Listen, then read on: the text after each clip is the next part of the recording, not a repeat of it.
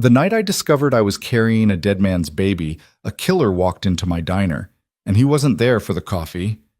My name is Maya Carter, and 3 months ago I made a mistake that would shatter everything I thought I knew about survival. One night, one stranger, one lie that pulled me into a world where money flows like blood, and both are equally cheap. Before we dive in, hit that like button and drop a comment with your city. I want to see how far this story travels. Now, let me take you back to where it all began. The fluorescent lights in Mel's diner buzzed like trapped insects, casting that sickly yellow glow that made everyone look half dead. Fitting, really, considering how I felt most nights. It was 11:47 p.m. on a Tuesday, and I was wiping down the same booth for the third time because standing still meant thinking, and thinking meant remembering that my rent was 12 days overdue.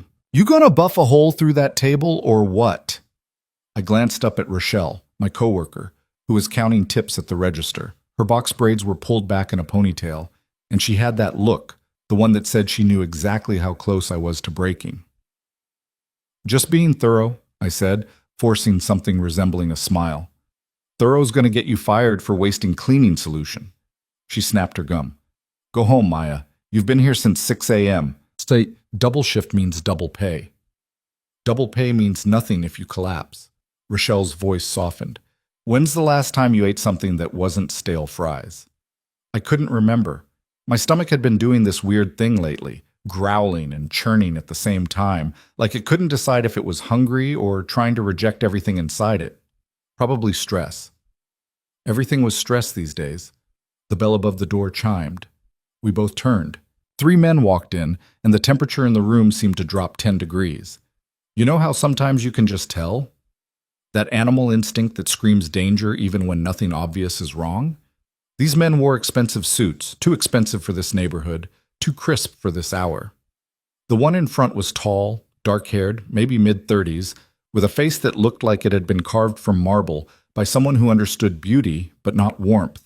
We're about to close, Rochelle called out, her voice tight. The man in front didn't even look at her. His eyes, gray, cold, calculating, locked onto me. We'll be quick, he said. His voice was smooth, controlled, the kind of voice that didn't need to rise to be heard. Coffee. Black. The other 2 men spread out, flanking the door, not obviously threatening, but positioned. Strategic. Sure thing, I heard myself say. My hands moved on autopilot, grabbing the pot, pouring 3 cups even though only one had been ordered. Old habit. Keep people happy. Don't make waves. I brought the cups over on a tray. Up close, the lead man was even more unsettling. Not because he was ugly, the opposite actually, in that way that felt dangerous rather than attractive.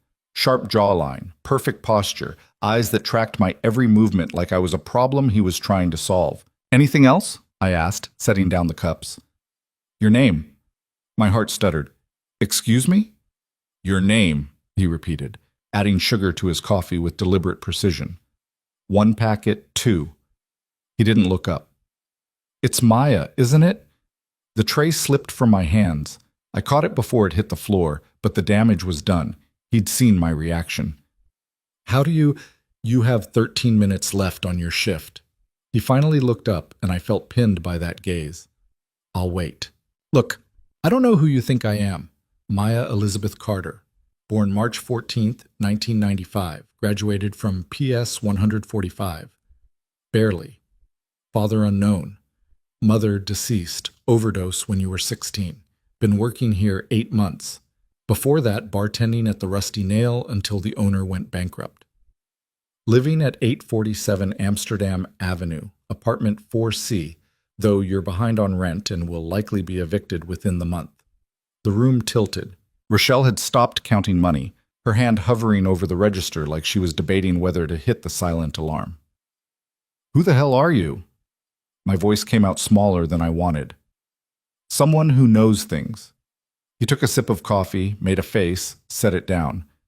Someone who needs to talk to you about a mutual acquaintance. Daniel Moretti. Ring any bells?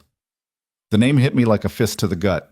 Daniel, 3 months ago. The downtown bar. Too many drinks. His smile, easy and warm. Nothing like this man's calculated coldness. His hands, gentle. His promises, probably lies. One night. One stupid, reckless night when I'd convinced myself that maybe, just maybe, I deserved something good. I hadn't heard from him since. Typical. I don't know what you're talking about, I said, but my voice shook. The man smiled. It didn't reach his eyes. 12 minutes now. I'll be outside when you're done. He stood, buttoned his suit jacket. Don't try to run. You wouldn't make it to the subway. He left. His men followed. The bell chimed cheerfully, completely at odds with the lead weight in my stomach.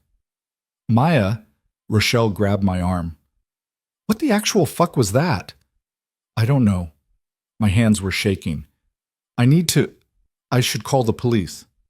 And tell them what? Rich guys drank coffee and knew your address? She was right, but that didn't make me feel better. Do you know them? No, maybe. I don't. The room was spinning. That nausea again, stronger this time. I need to sit down. You need to go out the back. Right now. But something stopped me. Maybe curiosity. Maybe the fatalistic certainty that if these men wanted to find me, they would. Maybe the sick feeling that this was connected to the other sick feeling, the one I'd been ignoring for weeks. The one that had made me buy a pregnancy test 3 days ago. The one I still hadn't opened. I'll be fine, I lied. It's probably nothing. Nothing doesn't walk in here looking like the mob and knowing your social security number. I don't think he mentioned my social... He knew your birthday, Maya. Your exact birthday. That's not nothing. She was right, but I was already untying my apron, grabbing my jacket from the back. Some part of me, the stupid part probably, needed to know what this was about. Needed to know what Daniel had done, what I'd gotten mixed up in just by spending one night with him. The November air bit into my skin as I stepped outside. The man was leaning against a black Mercedes, smoking a cigarette. Under the streetlight, he looked even more out of place. Too polished, too powerful for this neighborhood of broken storefronts and graffitied walls. Smart choice, he said, exhaling smoke. I don't feel very smart right now. No, I imagine you don't. He crushed the cigarette under an expensive leather shoe. Get in the car. Absolutely not. It's not a request. Then it's a kidnapping. He actually laughed at that.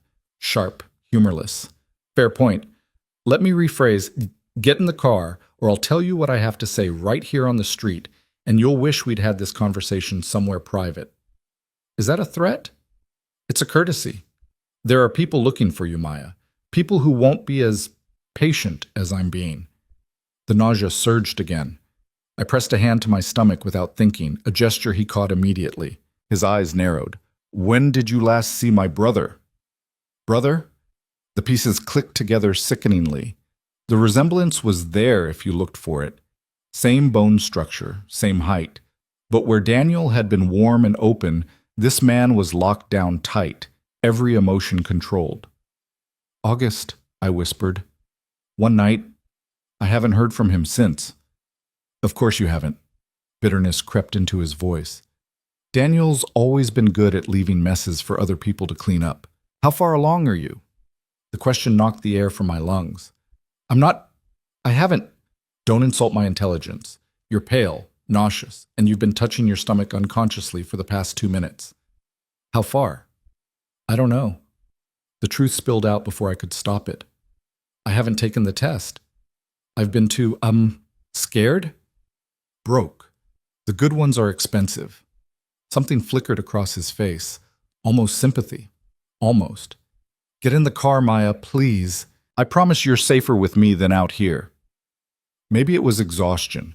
Maybe it was the way he said please, like the word cost him something.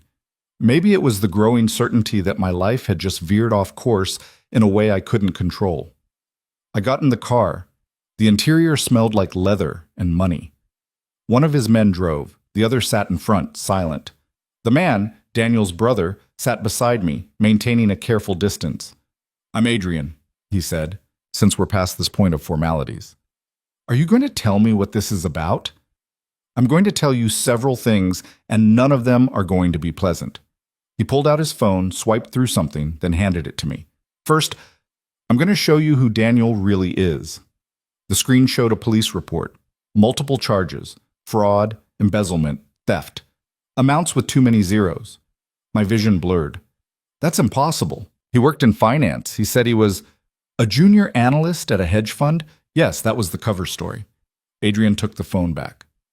In reality, he was stealing from my organization, $50 million over 3 years, carefully siphoned through shell companies and offshore accounts. Your organization? My throat was dry. What kind of organization? He looked at me for a long moment, calculating. The kind that doesn't involve police when someone steals from us. Oh, you're... I couldn't even say it. I prefer businessman, but if you're asking if I operate outside the law, then yes. My family has controlled certain interests in this city for 3 generations. He said it matter-of-factly, like discussing the weather. Daniel was supposed to take over one day. Instead, he took the money and ran. And you think I know where he is? I think you're the last person he had contact with before he disappeared. I think he's sentimental enough to have told you something useful, even if you didn't realize it. And I think... He paused, eyes dropping to my stomach again. I think he left behind a complication that makes you a target. A target for what? The people he stole from aren't just my organization, Maya. He was stupid enough to take money from the Italians, the Russians, the Colombians. He spread his theft around, thinking it would be harder to trace. Instead, he made enemies of everyone. Adrian's voice went flat.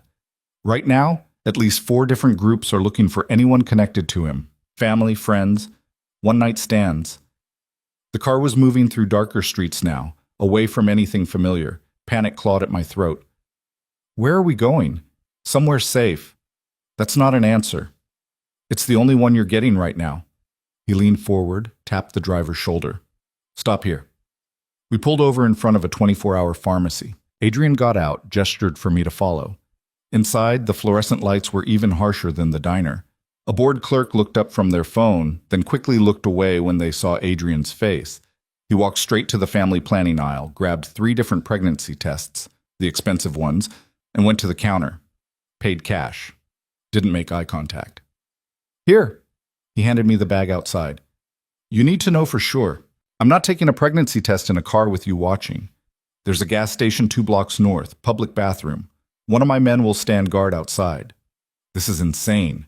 This is practical. He pulled out a cigarette, didn't light it, just held it. If you're pregnant with my brother's child, you're carrying a $50 million liability. Every organization he stole from will want leverage. A child, especially an heir to my family, is leverage. I'm not having this baby. The words came out automatic, defensive. That's your choice, but you need to make it with all the information. His eyes softened, just slightly. Take the test, Maya.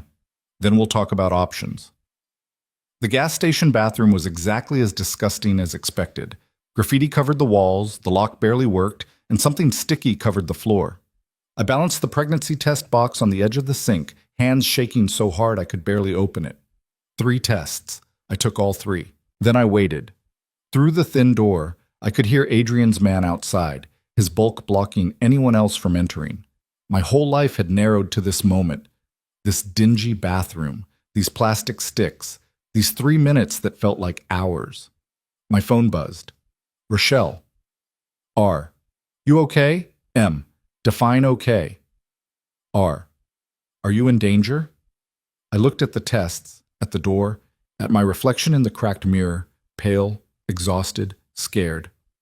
M. I don't know yet. R. I'm calling the cops. M. Don't. I'm fine. I'll explain later. M. I think. The timer on my phone went off. I looked at the tests. All 3 showed the same result. Positive.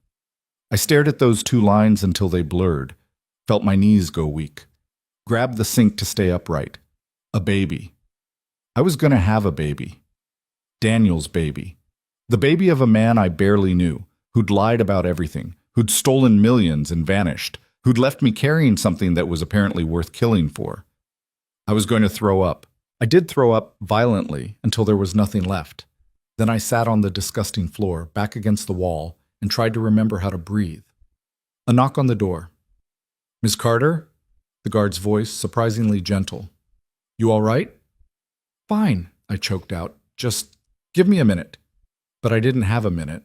I didn't have anything except a positive pregnancy test and a criminal waiting outside who just told me I was a target. When I finally emerged, Adrian was leaning against the Mercedes, that unlit cigarette still in his hand. He took one look at my face and knew. Positive. I nodded. He closed his eyes briefly like he was calculating something unpleasant. All right, new plan. There was an old plan? The old plan involved finding out if you knew anything useful and then setting you up somewhere safe with enough money to disappear. The new plan, he opened the car door. The new plan is more complicated. I don't want complicated. I want to go home. Your apartment is being watched. Has been for 2 days. The world tilted again. By who? We're not sure yet. Could be Russians, could be Italians, could be independent contractors hired by any of the groups looking for Daniel. He gestured to the car. You can't go back there, Maya. Not now. Maybe not ever. This is insane. I didn't do anything wrong. I met a guy at a bar. That's it. That's the whole story. I know. And I'm sorry. He actually sounded sorry, which somehow made it worse. But Daniel made you part of this whether you wanted to be or not. And now you're carrying something that makes you valuable to very dangerous people. I'm not keeping it. The words came out harsh, desperate. I don't have money for a baby. I can barely afford rent. And now you're telling me people want to kill me? No, absolutely not. Adrian was quiet for a moment.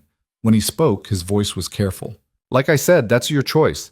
But you should make it from a position of safety, not panic. Come with me tonight. Sleep somewhere secure. Tomorrow, when you've had time to think, we'll discuss all your options, including termination, if that's what you decide. I'll pay for it. I'll pay for whatever you need. Why would you do that? Because this isn't your fault. Simple. Direct. My brother dragged you into this. The least I can do is get you out. I wanted to argue. Wanted to tell him to go to hell, that I'd figure this out myself. But the truth was, I was broke, pregnant, and apparently being hunted by multiple criminal organizations. Pride was a luxury I couldn't afford.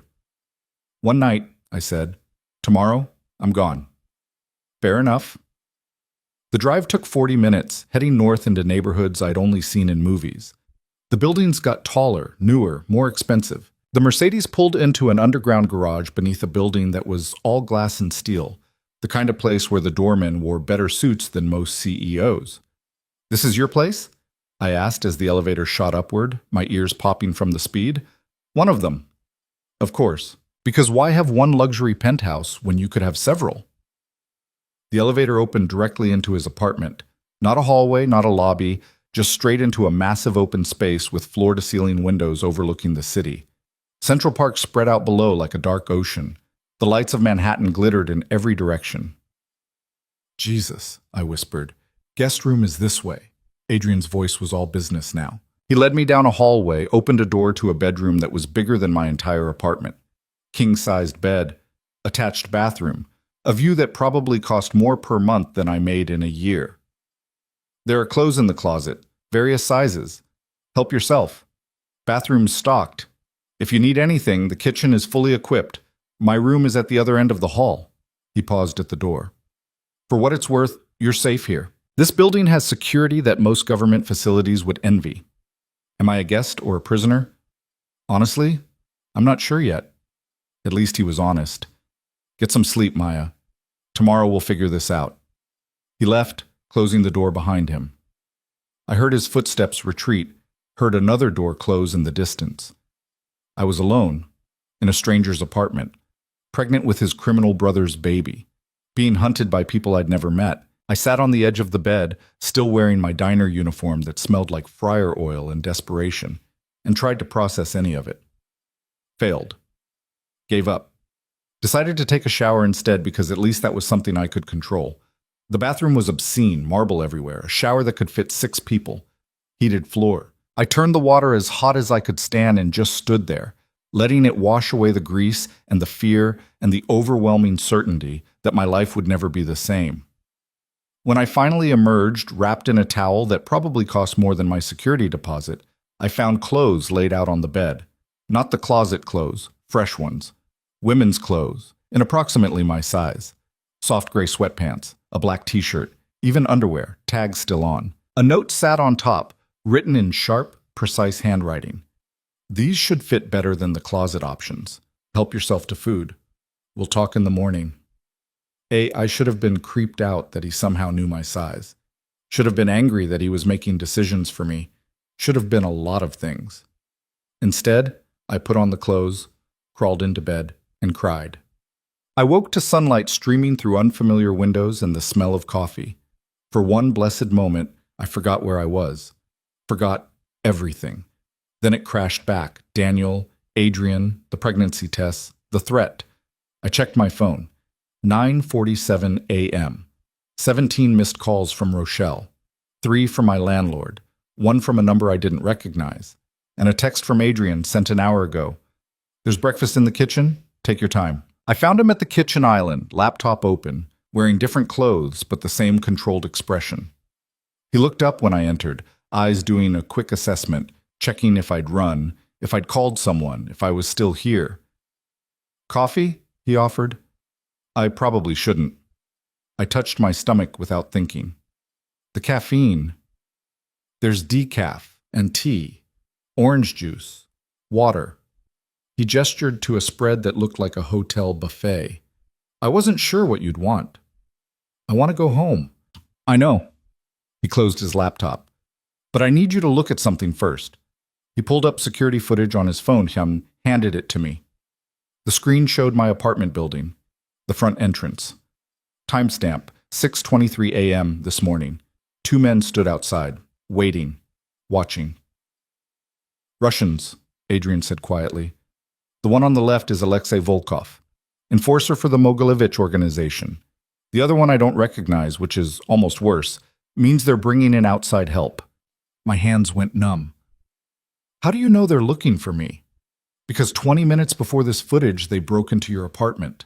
He swiped to another video. My door, clearly forced.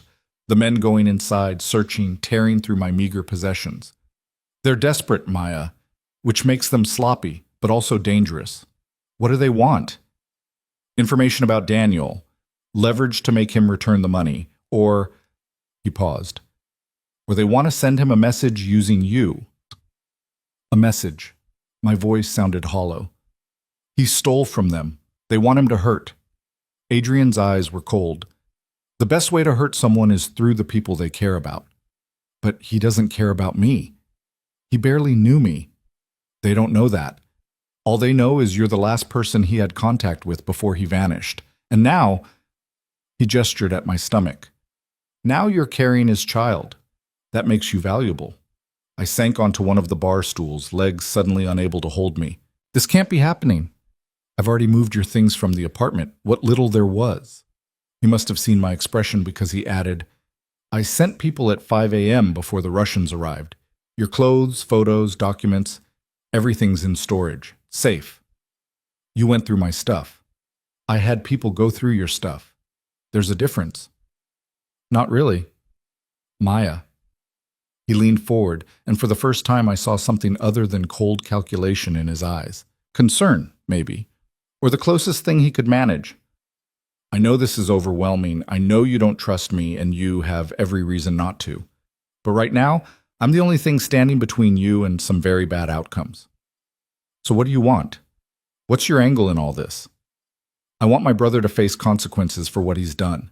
I want my money back. I want to prevent a war between 5 different organizations that's currently brewing because everyone blames everyone else for Daniel's theft. He straightened, and I want to make sure an innocent woman doesn't get caught in the crossfire. How noble. I'm not noble, Maya. Don't mistake pragmatism for virtue.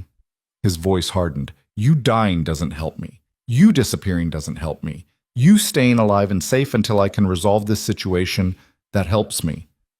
So I'm useful. Yes, but that doesn't mean I want you hurt. Somehow, his honesty was almost reassuring. At least I knew where I stood. How long? I asked. How long do I have to stay hidden? Days? Weeks? Depends on how quickly I can track down Daniel and resolve this. He pulled up another file on his laptop. I have people looking. He's good, but he's not as good as he thinks. He'll surface eventually. And then what? Then I make him fix what he broke. I poured myself orange juice with shaking hands, drank it too fast, felt it curdle in my already unstable stomach. I can't just hide here indefinitely. I have a job, rent, a life. You had a life. He said it gently, but it landed like a punch. Right now, you have survival.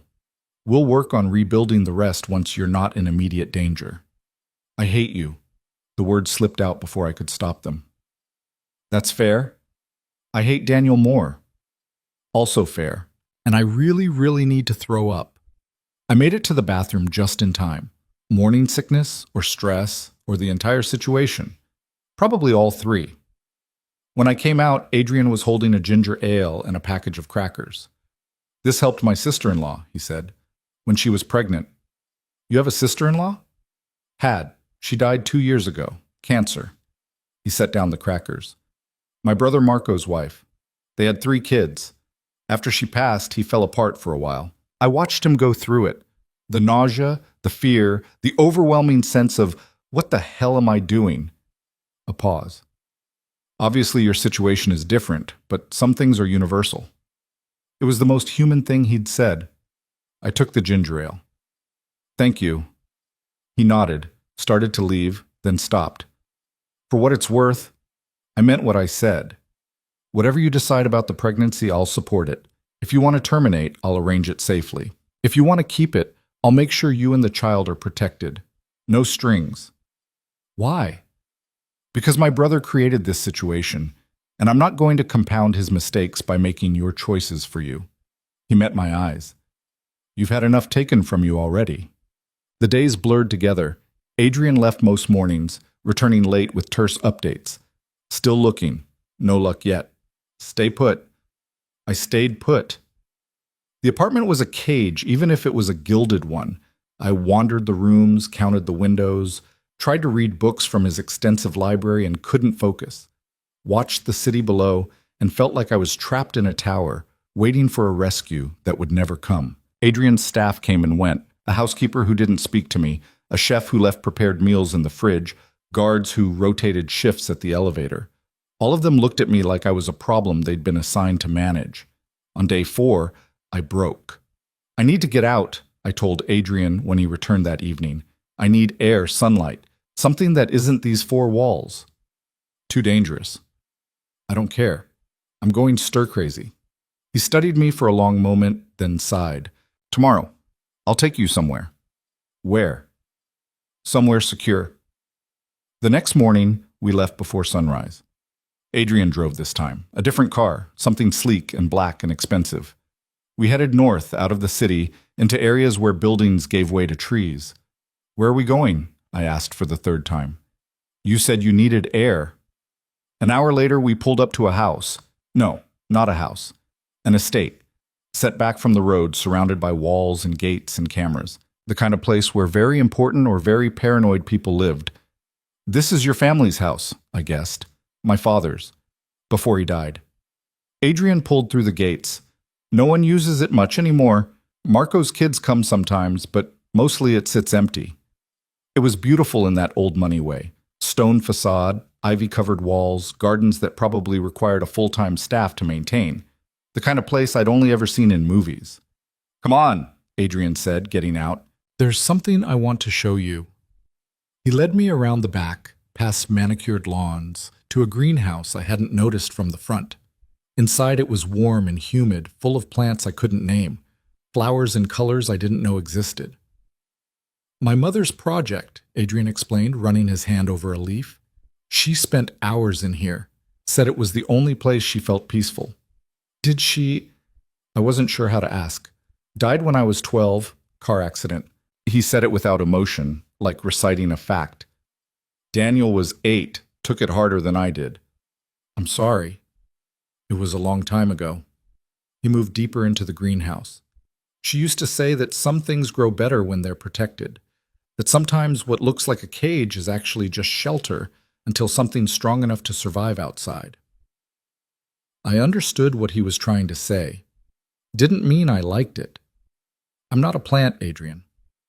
No, you're stronger than most plants. He turned to face me. But you're also not invincible. Neither is the life you're carrying. My hand went to my stomach. I'd been doing that more lately. unconscious, like acknowledging it made it more real. Have you thought about what you want to do? He asked. Every minute of every day. And? And I don't know. The truth felt like failure. I never wanted kids, could never afford them, never had time to think about them. But now that it's real, now that it's here, I pressed harder against my stomach. I don't know if I can go through with it. Either option. Both options are hard. Yeah. I looked at the flowers, their impossible colors. Your mother would have probably had good advice. She would have told you to trust yourself, that you're stronger than you think. He smiled slightly. She said that to me a lot, usually when I was being stubborn. Were you stubborn often? Always. Still am. The smile faded. It's kept me alive in a business where flexibility usually means compromise, and compromise means weakness. Is that what I am? Compromise? No. He said it firmly. You're collateral damage I'm trying to prevent. There's a difference. We stayed in the greenhouse for an hour. Adrian talked about his mother, his father, the business he'd inherited at 19 when his father died, the weight of expectations, the isolation of power. I told him about my mother, the addiction that had eaten her alive, the foster homes after, the struggle to survive on my own. It felt strange, trading traumas with a man I barely knew. Stranger still that it helped. On the drive back, my phone rang. Unknown number. I almost didn't answer, but Adrian gestured for me to pick up. Hello? Silence. Then breathing. Then a voice. Male. Unfamiliar. Is this Maya Carter? My blood went cold. Who is this? Someone who knows what you're carrying. Someone who knows what it's worth. The voice was calm, almost pleasant. We need to talk. Adrian's hand shot out, but I was already hanging up, already shaking. They have my number, I whispered. They know who I am. How long has that number been active? I don't. 4 years? 5? They pulled it from databases, probably bribed someone at your phone company. He was already making calls, rapid-fire instructions in Italian to someone on the other end. We need to move you. Move me where? Somewhere they can't track. New phone, new identity, new... I can't just disappear, Adrian. I have friends, a job. Your friends think you took an unexpected trip. I already had your work covered, told them you had a family emergency and would be gone a few weeks. He was driving faster now, weaving through traffic. And after that call, none of it matters. They're escalating. Who's they? Could be anyone. Could be all of them working together. He took a turn too fast. Either way, you're not safe anymore. Not here, not anywhere I've taken you before. So what do I do? His jaw tightened. You trust me. Completely. Starting now. Some. The new apartment was smaller, more secure. No windows, 3 locked doors, guards stationed outside around the clock. I'd gone from a gilded cage to a bunker. Adrian stayed close now. Not in the apartment, that would have been too much, but nearby. Always reachable, always checking in. On day 8, he came back with news. We found him. I looked up from the book I'd been pretending to read. Daniel? Hiding in a beach house in the Cayman Islands.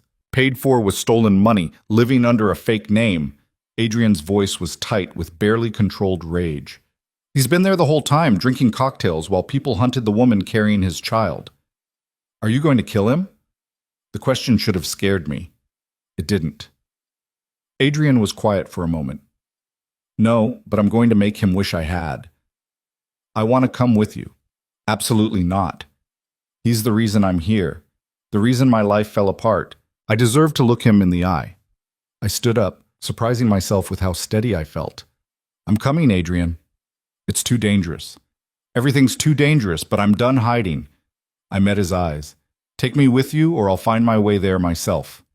He stared at me for a long time. Then, slowly, he nodded. Tomorrow, he said. We leave tomorrow. The plane was private. Of course it was. We left before dawn, just me and Adrian and 2 of his men. The flight took 4 hours. I spent most of it staring out the window, trying to figure out what I'd say when I saw Daniel again. The man who'd smiled at me across a bar, who'd told me I was beautiful, who'd made me feel, for one night, like maybe I wasn't alone. The man who'd lied about everything and left me to face the consequences. The beach house was exactly what you'd picture. White walls, blue shutters, palm trees swaying in the breeze, paradise built on stolen money. Adrian's men went in first, professional, quick. I heard shouting, a crash, then silence. "Clear!" one of them called. Adrian gestured for me to follow. Daniel was in the living room being held by two guards. He looked different, tan, relaxed, hair longer than I remembered.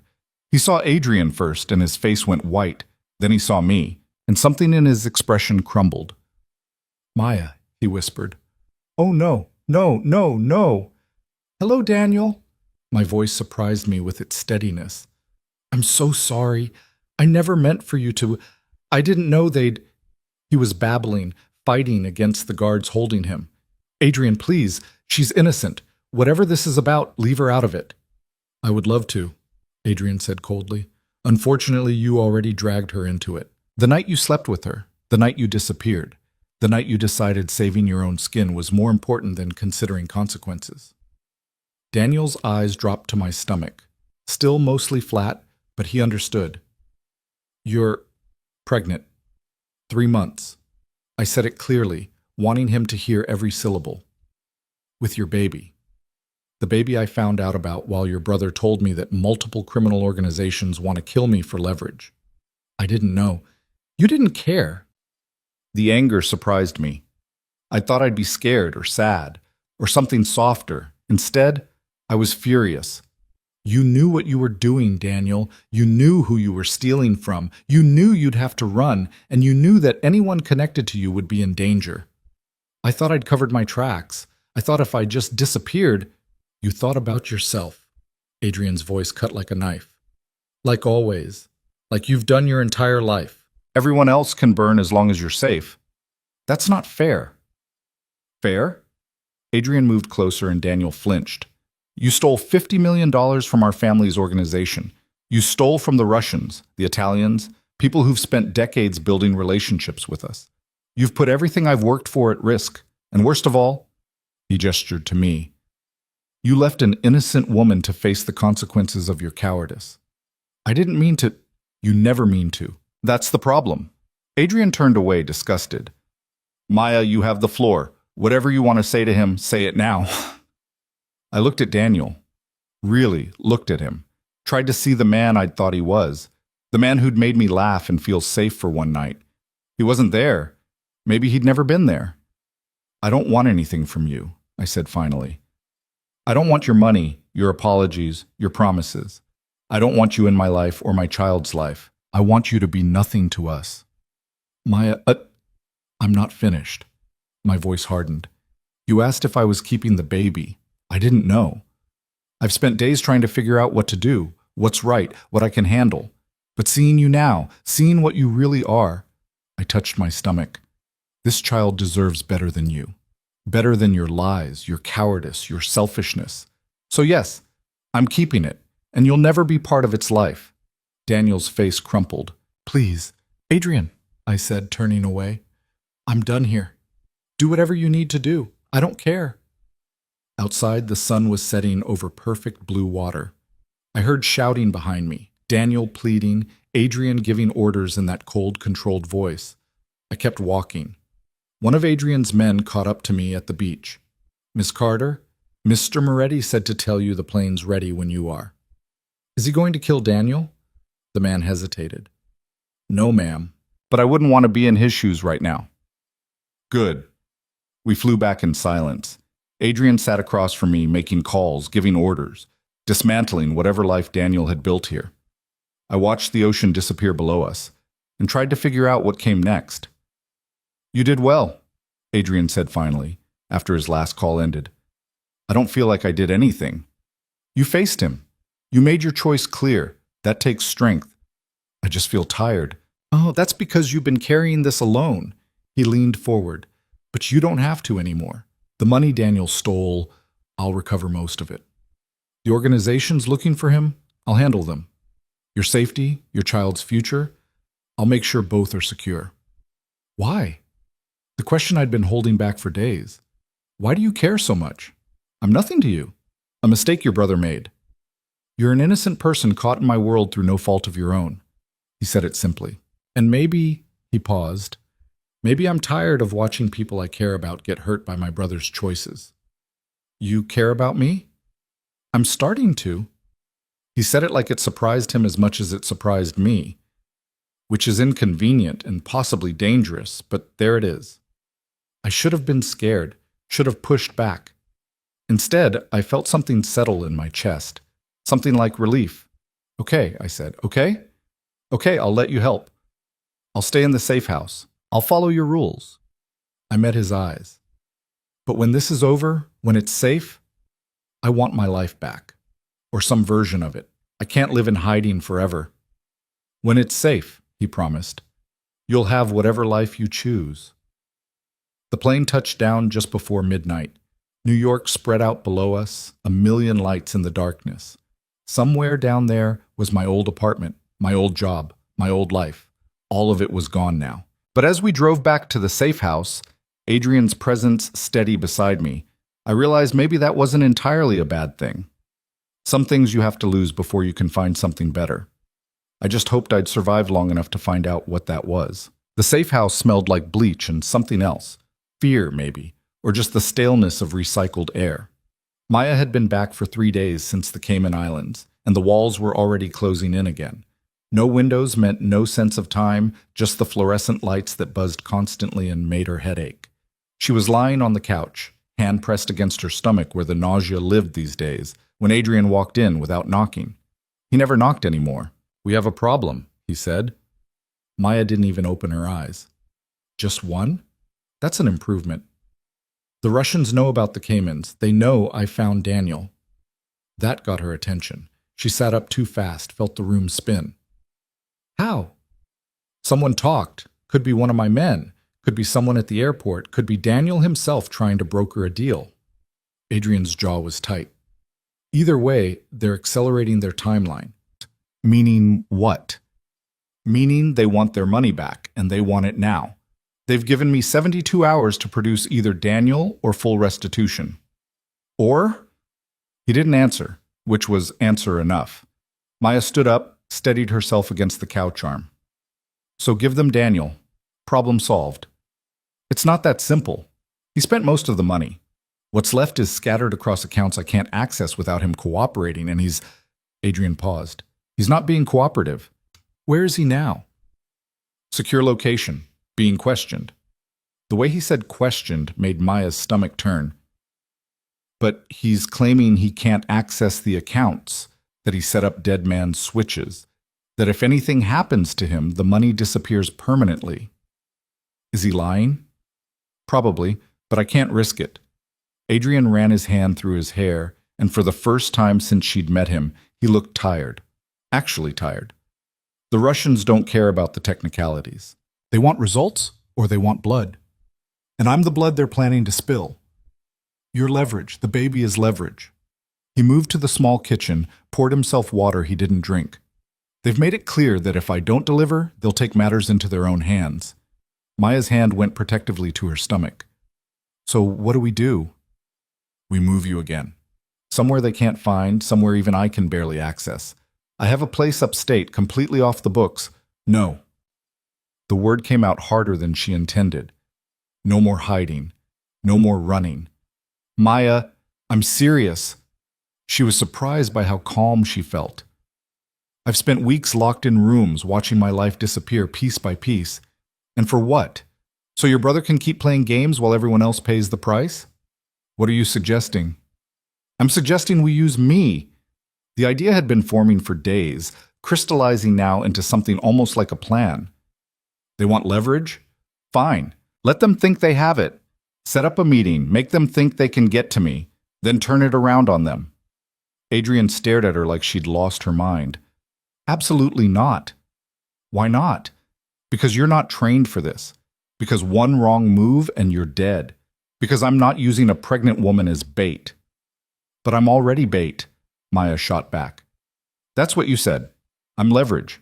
So let's use that instead of just being victims of it. You don't understand what you're asking. Then explain it to me. Stop treating me like I'm fragile.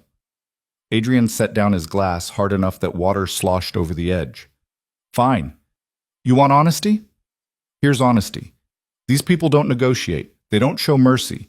If they get their hands on you, they'll hurt you in ways designed to make Daniel cooperate. And if he doesn't cooperate, they'll hurt you worse. And when you're no longer useful, they'll kill you and dump your body somewhere it'll take months to find. His voice was flat, clinical. That's what you're volunteering for. The room was very quiet. Okay, Maya said finally. So we make sure they don't get their hands on me. We make them think they can, but we control every variable. There are no controlled variables with the Russian mob. Then what's your plan? Keep moving me around until Daniel decides to cooperate? Until the Russians get tired of waiting? She moved closer. How long do you think that'll work? Long enough for me to find another solution. There is no other solution. You said it yourself. You spent the money. You can't access what's left. The clock is ticking. She grabbed his arm. Let me help. I don't want your help. I want you safe. Why? The question hung between them. Why do you care so much? Adrian was quiet for a long moment. When he spoke, his voice was softer. Because I've spent my entire life cleaning up Daniel's messes, fixing what he breaks, paying for his mistakes. And I'm tired of watching innocent people get destroyed because my brother can't handle the consequences of his actions. I'm not asking you to fix this alone. You're pregnant, Maya, with my brother's child. That's not a position you should have to fight from. I didn't ask for this position, but I'm in it anyway. She squeezed his arm. So let me do something instead of just being a problem you have to solve. He looked at her for a long time. She could see the calculation happening behind his eyes, weighing risks and options and outcomes.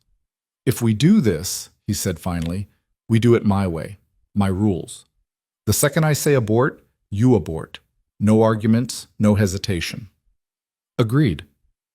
And you follow every instruction exactly. You don't improvise. You don't try to be a hero. I'm not trying to be a hero. I'm trying to survive. Adrian pulled out his phone, made a call, spoke rapid Italian, too fast for Maya to follow, even if she'd understood the language. When he hung up, his expression was grim. We have 48 hours to set this up. If it goes wrong, it won't. You don't know that. No, Maya admitted. But I know hiding isn't working, and I know I'd rather go down fighting than waiting. Something flickered in Adrian's eyes. Respect, maybe. Or fear. All right, he said. Let's fight. The plan came together over the next day and a half. Adrian brought in people Maya had never seen. A woman who looked like a librarian but talked about kill zones and extraction points. A tech guy who set up surveillance equipment with the casual efficiency of someone assembling furniture. Two men who didn't give names and communicated mostly in nods. The meeting point is a restaurant in Brooklyn, Adrian explained, spreading out blueprints on the kitchen counter. Public enough that they won't try anything immediately. Private enough that we can control access. You'll be wearing a wire tracked by GPS with 3 teams positioned within a 100-yard radius. What's my job? Talk to them. Let them think they have the upper hand. We need them to reveal who else is involved, what they know about Daniel's accounts, and what their endgame is. And then? Then we see if we can negotiate, or if this turns into something uglier. Maya studied the blueprints. The restaurant had 2 exits, 1 kitchen entrance, and a private dining room in the back. They'll search me. For weapons, wires. The wire is subdermal, thin enough that even a thorough pat-down won't find it unless they're using metal detectors. The tech guy, Maya thought his name was Vincent, held up what looked like a grain of rice. It'll hurt going in and coming out, but it works. How much will it hurt? Enough. Adrian's voice was tight. You don't have to do this. Yes, I do. The insertion took 10 minutes in a bathroom that suddenly felt too small. The librarian woman, her name was Caroline, did the actual procedure with steady hands and zero bedside manner. Maya bit down on a towel and tried not to scream. Done, Caroline said, pressing gauze to the spot just below Maya's collarbone. Keep pressure on it for 5 minutes. Don't touch it for 24 hours. If it gets infected, you'll need antibiotics immediately. Will it work? If he doesn't cut it out of you, yes. Maya must have looked horrified because Adrian stepped in. That won't happen. They're not going to touch you. You can't promise that. I can promise I'll burn down every Russian operation in this city if they do. It wasn't reassuring exactly, but it was something.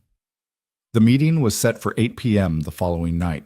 Maya spent the day trying not to throw up from nerves instead of morning sickness, though honestly it was hard to tell the difference anymore. She'd hit the 3-month mark, and her body was doing weird things. Random food cravings, exhaustion that came in waves, and a constant low-level nausea that made everything taste like cardboard. Eat something, Adrian said, pushing a plate toward her.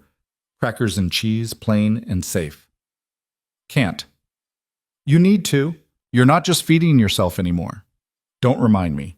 But she took a cracker, forced it down. What if I mess this up? You won't. You don't know that. I know you're tougher than you think. He sat down across from her. I've watched you handle everything we've thrown at you without breaking. That takes strength. Or stupidity. Sometimes they're the same thing. A ghost of a smile. My father used to say the bravest people are just the ones too stubborn to know when to quit. Was he brave? He was stubborn. Whether that made him brave or just lucky, I never figured out. Adrian's expression went distant. He died because he refused to back down from a fight he should have walked away from, pride over pragmatism. Do you think I'm being prideful? I think you're being desperate, which is more dangerous. Maya finished the cracker, reached for another. Tell me about your family, the parts Daniel didn't ruin. Adrian was quiet for a moment. My father built this organization from almost nothing, started as an enforcer for someone else, worked his way up, took over when his boss got sloppy. He was smart, ruthless when he needed to be, but fair. People respected him. And your mother? Balanced him out. She could walk into a room full of criminals and make them feel like schoolboys caught stealing cookies. Warmth crept into his voice. She's the reason the organization didn't tear itself apart after my father died. She brokered peace between families that had been feuding for decades. She sounds incredible. She was. Cancer took her 2 years before my father's heart gave out. After that, he shrugged. Things got harder. Daniel started acting out. Marco became obsessed with work. I became cold, efficient. But there was acknowledgement in his eyes. Someone had to hold it together. That's a lot of weight for one person. It's the job. Maya studied him. In the harsh fluorescent light, she could see the lines around his eyes, the tension he carried in his shoulders. You ever think about walking away, doing something else? Every day. The admission surprised her. But this is all I know, and people depend on me. I can't just... He stopped. The restaurant opens at 7. We need to leave by 7:30 to account for traffic. Subject changed. Message received. Maya spent the next hour getting ready. Caroline had brought clothes, dark jeans, a plain black shirt, a jacket with hidden pockets.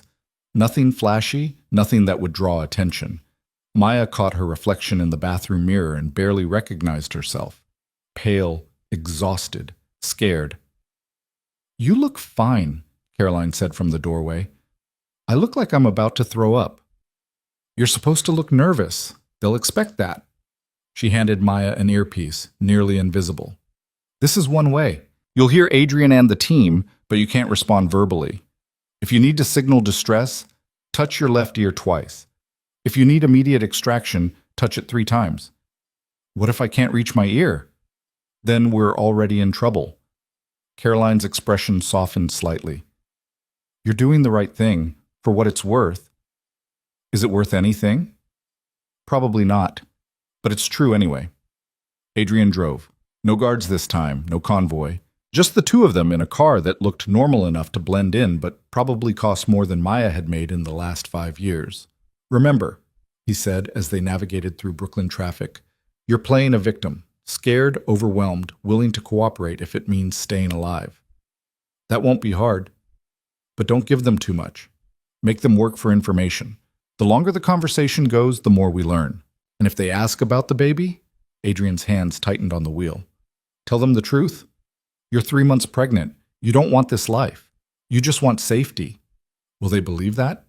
They'll want to believe it. It makes you easier to manipulate. The restaurant was in a neighborhood Maya didn't recognize. Industrial buildings mixed with new development, the kind of area that was gentrifying but still had edges. A valet took the car. Adrian walked her to the door, hand on her lower back. Remember the signals? He murmured. And Maya, whatever happens, you did nothing wrong. None of this is your fault. Then he was gone, disappearing down the street like he'd never been there. Maya walked inside alone. The restaurant was nicer than she expected. White tablecloths, candlelight, the kind of place where entrees cost more than her old weekly paycheck. A hostess approached, young and polished. Reservation? I'm meeting someone. Private room? Name? Maya's mind went blank. Adrian hadn't told her what name to use.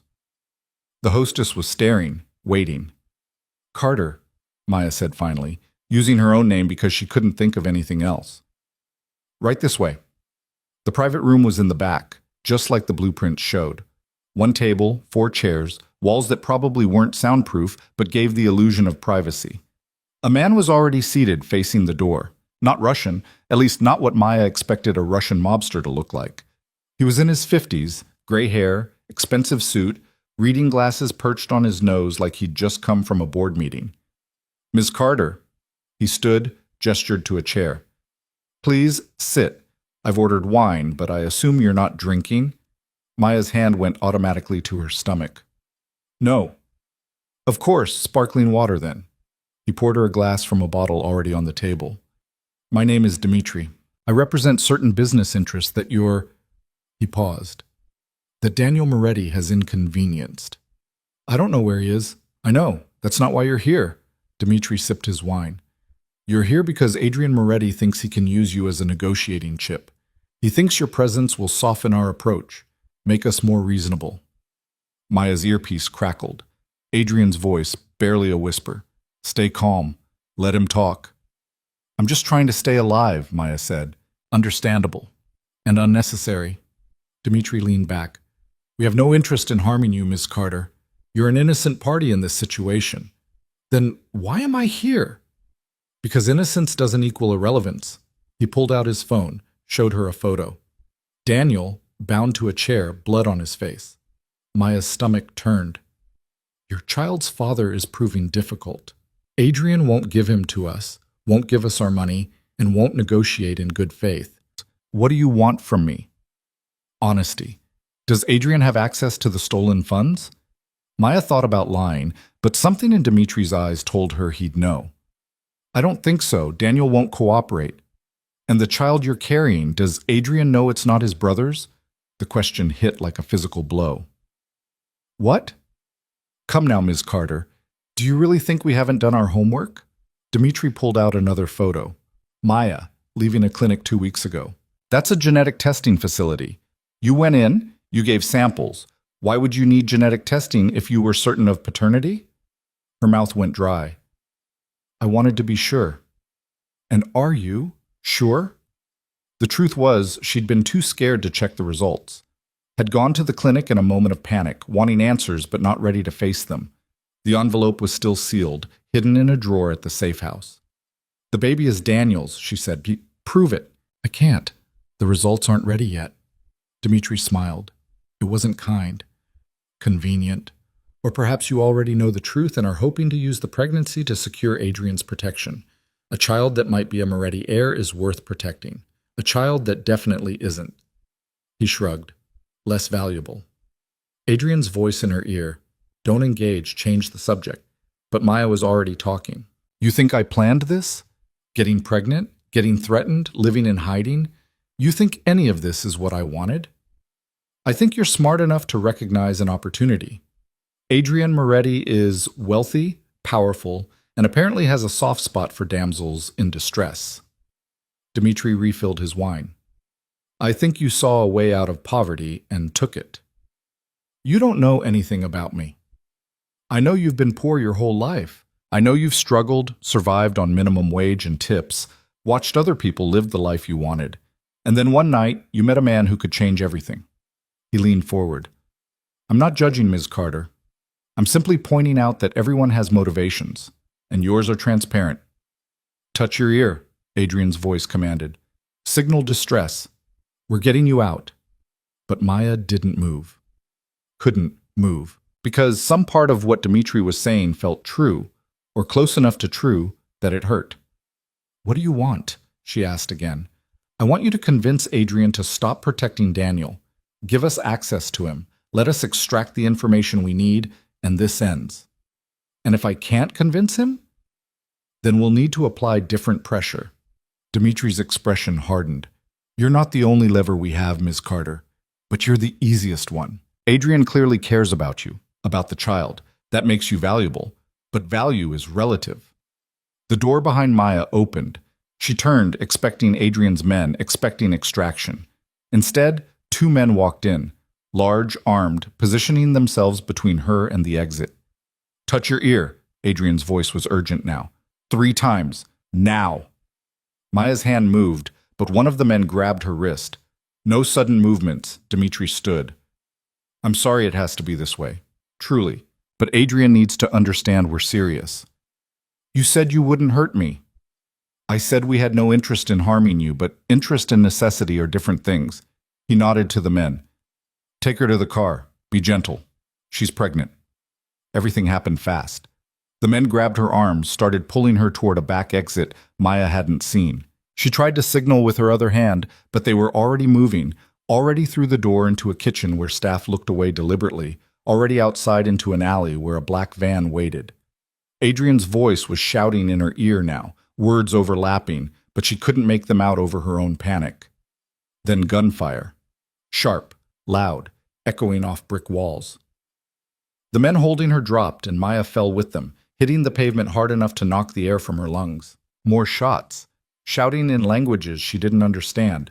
Someone grabbed her, and she fought until she heard Adrian's voice, real this time, not through the earpiece. It's me.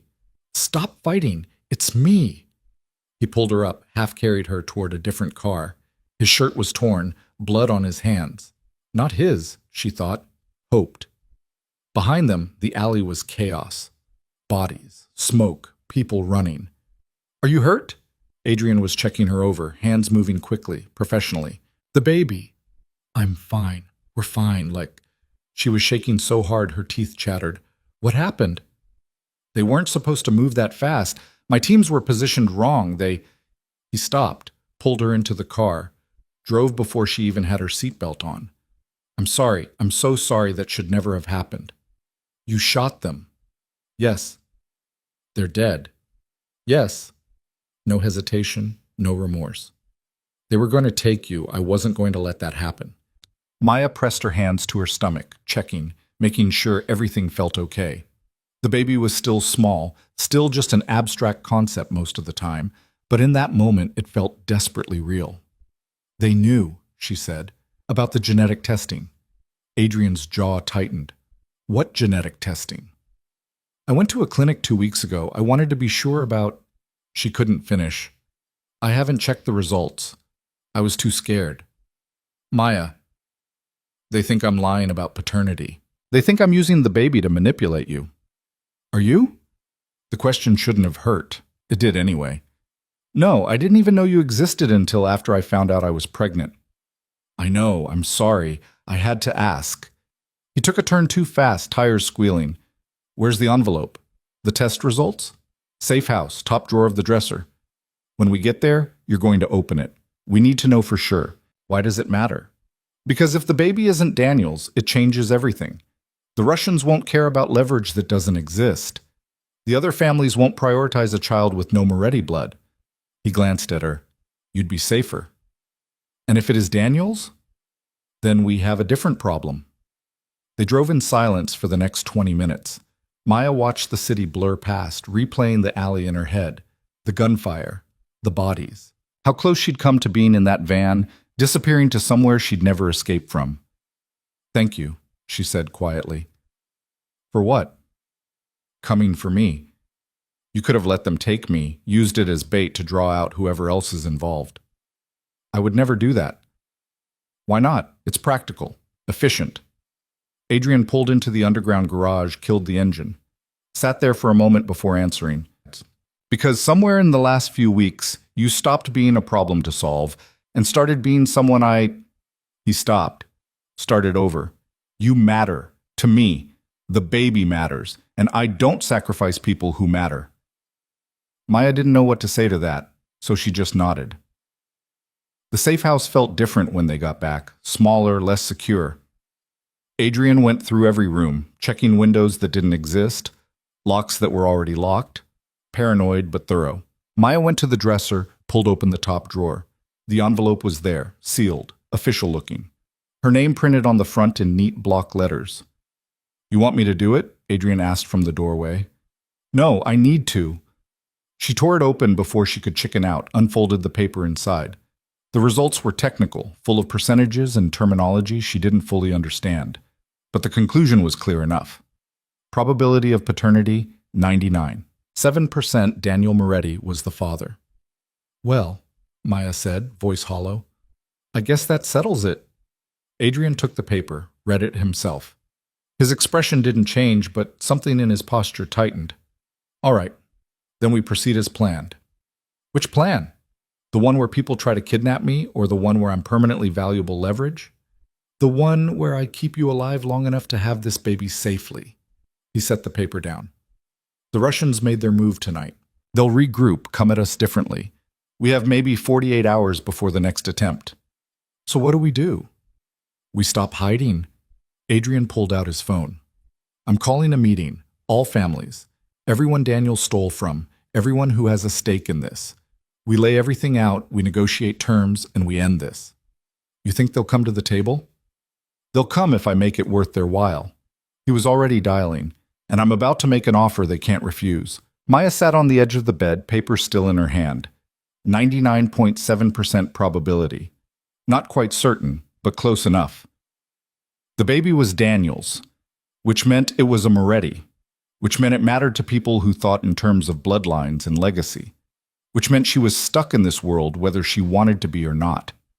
Adrian talked on the phone in rapid Italian, switching to Russian, then back to English, making promises, issuing threats, whatever it took. Maya watched him work and realized this was who he really was.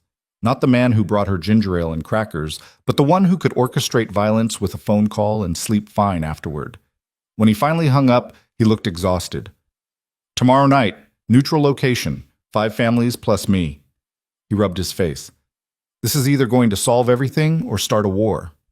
"What are the odds?" "Honestly, 50-50. He sat down beside her. "But we're out of options. This meeting happens, or we spend the rest of your pregnancy running from every criminal organization on the East Coast." "Can't wait." "Maya." He turned to face her. "If this goes wrong tomorrow, if things fall apart, I need you to promise me something." "What?" "There's a bag in the closet. Cash, documents, everything you'd need to disappear. If I tell you to run, you take that bag and you go. No arguments, no waiting for me. I'm not leaving you. You might have to." His voice was firm. "This baby deserves a chance at life, even if neither of us makes it to see it grow up. Promise me you'll run if it comes to that." Maya wanted to argue, wanted to say something brave about sticking together, but looking at his face, seeing the absolute certainty there, she just nodded. "I promise." "Good." He stood, headed for the door. "Get some sleep. Tomorrow's going to be long." But sleep didn't come. Maya lay in bed, hand on her stomach, feeling the weight of 99, 7% probability pressing down on her. A Moretti baby. A child that would inherit wealth and power and a legacy soaked in blood. She wondered if Daniel had ever thought about that, if he'd ever considered what it would mean to bring a child into this world. Probably not. Thinking about consequences had never been his strong suit. Somewhere in the apartment, she heard Adrian moving around, making calls, making plans, making sure tomorrow wouldn't be the disaster they both knew it could be. And Maya lay there, carrying a baby she'd never planned for, protected by a man she barely knew, waiting for a meeting that would either save her life or end it. Just another Tuesday in her new normal. She must have dozed off eventually because when she opened her eyes, Adrian was standing in the doorway with coffee. "Thought you might need this," he said. "Decaf." Maya took it gratefully. "What time is it?" 10 a.m. Meetings at 8 p.m. "We have time." "Time for what?" "For you to tell me everything you remember about the night you met Daniel. Every detail, every conversation, anything he might have said that seemed off or significant." Maya sipped the coffee. It was good, better than anything she'd made for herself in months. "Why does that matter now?" Because I'm going into that meeting tonight with every card I can find. If Daniel let something slip, even accidentally, I need to know. He sat in the chair across from her. Start from the beginning. Where did you meet him? A bar in the East Village, the Crimson Room. What was he doing there? Drinking, same as everyone else. Maya thought back, trying to remember details that had seemed unimportant at the time. He was alone, which I thought was weird. Guys like him usually travel in packs. Guys like him? Rich, confident, the kind who expect people to notice them. She set down her coffee. He bought me a drink. Told me I looked like I could use better company than whoever I was with. Who were you with? Rochelle. My coworker. She left around midnight. And you stayed. It wasn't a question, but Maya answered anyway. Yeah, I stayed. He was...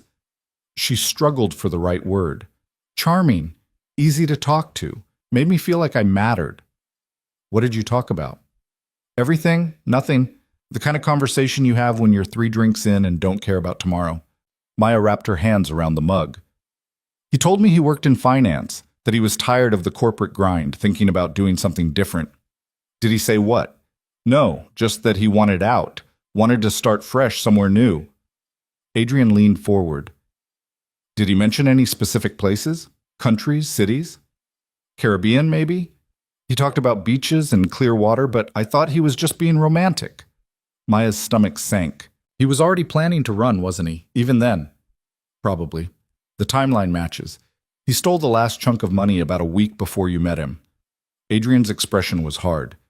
He knew people would be looking, knew he needed to disappear. And he decided to have one last night of normalcy before it all fell apart. Lucky me. I'm sorry. Stop apologizing for him. It's not your job. Feels like it is. Adrian stood, paced. My whole life has been cleaning up his messes, making excuses, fixing problems. And I'm tired, Maya. I'm so damn tired of it. Maya watched him wear a path in the carpet, saw the weight he carried, the resentment that had been building for what must have been years. Then why keep doing it? Because he's family, because our father would have expected it, because... He stopped. Because I don't know how to stop. Maybe tonight's your chance. He looked at her. Really looked at her. What do you mean? I mean, maybe it's time to let Daniel face his own consequences. Stop protecting him. Stop fixing things. Just let him fall. He'd be killed. Is that your responsibility? Adrian didn't answer, but something in his expression shifted. The rest of the day crawled by. Adrian made more calls. Maya tried to eat, failed, settled for crackers and ginger ale. Caroline showed up around 4 to check the wire, make sure it hadn't been damaged in the chaos from the night before. You did well, she said, pressing around the insertion point. Most people would have cracked. I almost did. But you didn't. That's what matters. Caroline stepped back. Tonight will be harder. More people, higher stakes. You ready? No? Good. Overconfidence gets people killed. She packed up her medical kit. Just remember, you're tougher than they think. Use that. When Caroline left, Maya found herself alone again. Adrian had disappeared to wherever he disappeared to, handling last-minute preparations. The apartment was quiet except for the hum of the ventilation system. Maya pulled out her phone, scrolled through old messages, found the last text from Rochelle sent 3 weeks ago. R. You alive? M. Barely. R. When you coming back? M. Not sure. It's complicated. R. Everything with you is complicated. Miss you, though. M. Miss you, too. She should tell Rochelle the truth. Should explain where she'd been, what had happened. But how do you explain this? How do you tell your best friend that you're pregnant with a criminal's baby, hiding from the mob, protected by an even more powerful criminal who you maybe were starting to care about? You didn't. You just stayed silent and hoped you'd survive long enough to explain later. Adrian came back at 6, carrying a garment bag. You need to change. Into what? He unzipped the bag. Inside was a dress. Simple, black, elegant. The kind of thing Maya had never owned, never had reason to own. Why do I need to dress up for criminals? Because appearances matter. You show up looking scared and desperate, they'll treat you that way. You show up looking composed, they'll think twice before testing you. I am scared and desperate. I know, but they don't need to. He hung the bag on the door. 20 minutes. I need to brief you on who'll be there. Maya showered, changed, stared at herself in the mirror. The dress fit perfectly. Because of course it did. Adrian probably had her measurements memorized by now. Her face looked pale against the dark fabric, circles under her eyes that makeup couldn't quite hide. She looked like someone playing dress-up in a life that didn't belong to her, which, she supposed, was accurate. Adrian was waiting when she came out.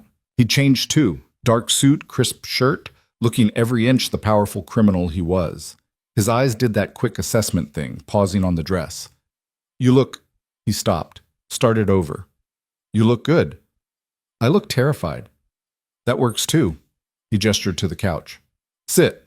We need to talk through tonight. The briefing took 15 minutes. 5 families represented. The Russians, Dmitri and his associates. The Italians, Marco Santelli and his underboss. The Irish, Connor O'Brien, who apparently had a grudge against the Morettis going back decades. The Albanians, Enver Hoxha, new to the city but making aggressive moves. And the Colombians, represented by someone Adrian called simply the accountant, which sounded more terrifying than any actual name. Each family has stake in what Daniel stole, Adrian explained. Each one wants blood or money, preferably both. Your job is to sit there, say nothing unless directly addressed, and let them see that you're real, that the baby is real, that there are actual consequences to this beyond dollars and territories. And if they don't care, then we have a different kind of problem. The meeting was in a warehouse in Red Hook, chosen because it was neutral territory, and because, Adrian said grimly, it's easy to clean if things go badly. That wasn't reassuring. They drove in silence. Adrian's men followed in 2 other cars, invisible but present. Maya's heart was pounding so hard she could feel it in her throat. Breathe, Adrian said quietly. In through your nose, out through your mouth. It helps. Does it? No, but it gives you something to focus on besides the panic. The warehouse was exactly what she expected. Concrete floors, high ceilings, terrible lighting.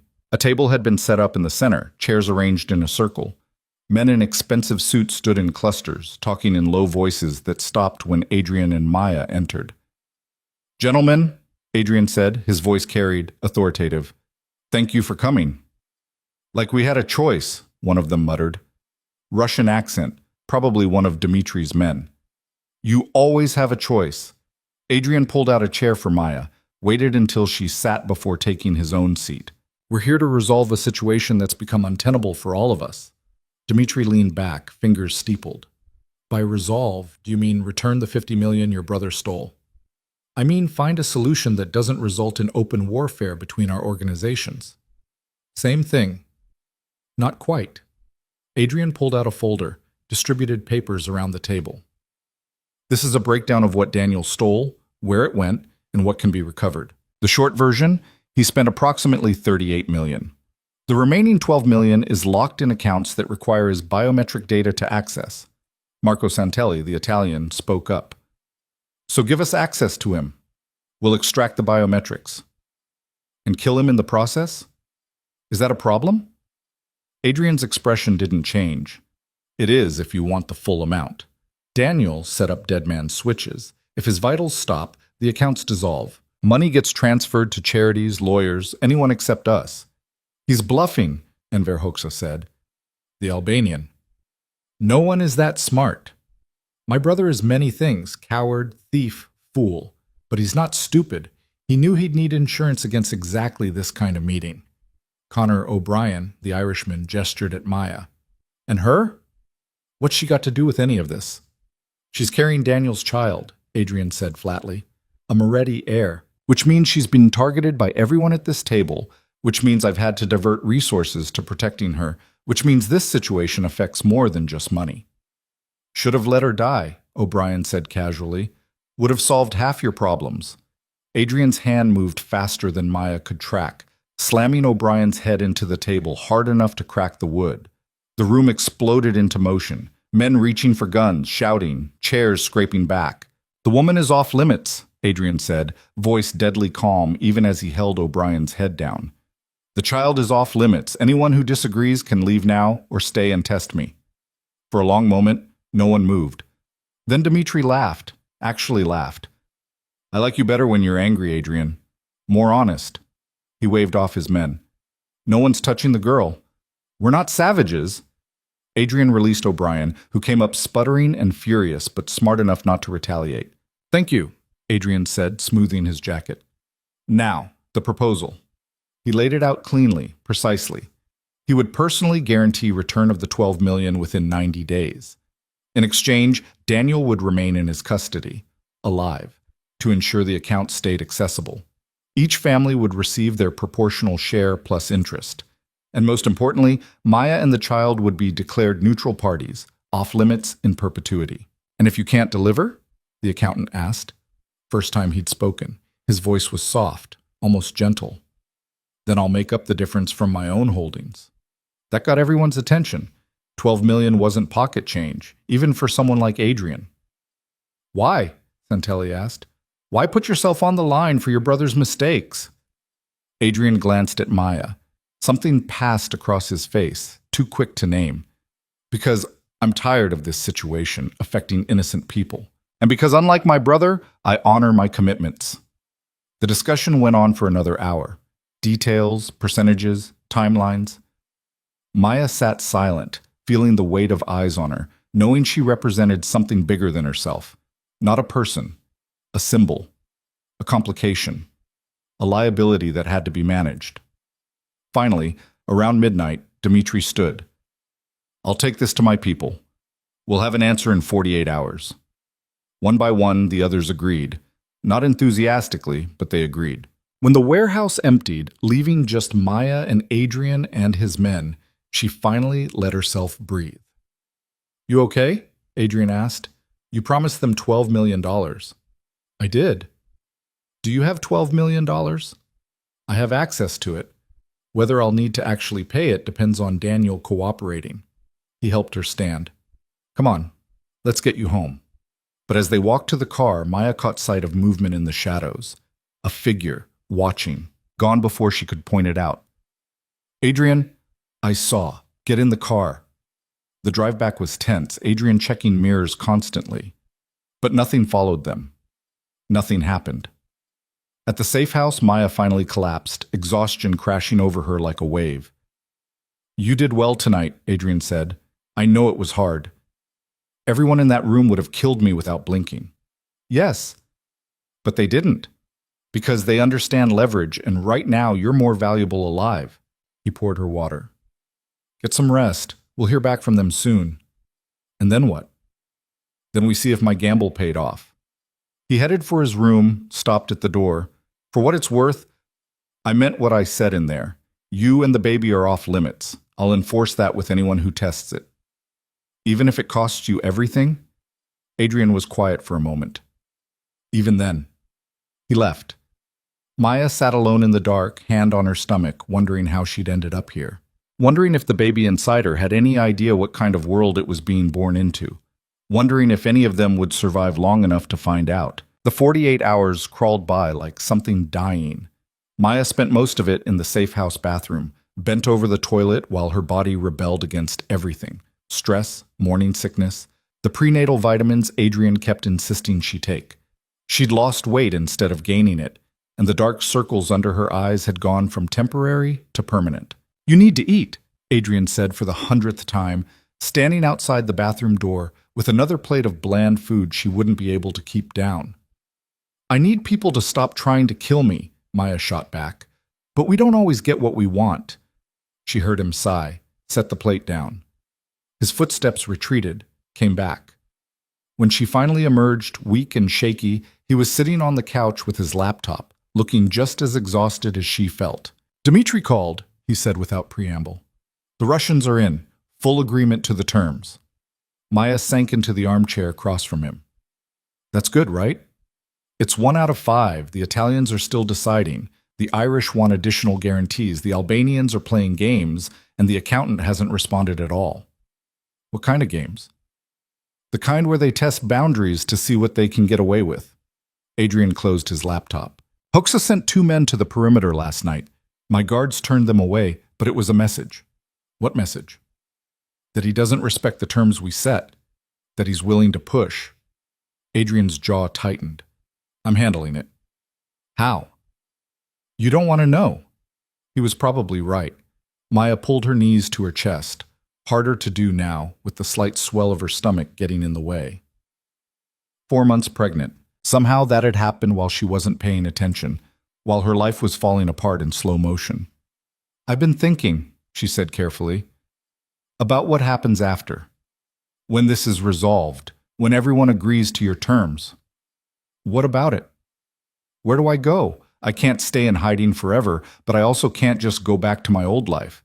Everyone knows who I am now, what I'm connected to. Adrian was quiet for a long moment. I've been thinking about that too. And I don't have a good answer yet. He leaned back, rubbed his eyes. The safest option would be to set you up somewhere far from New York.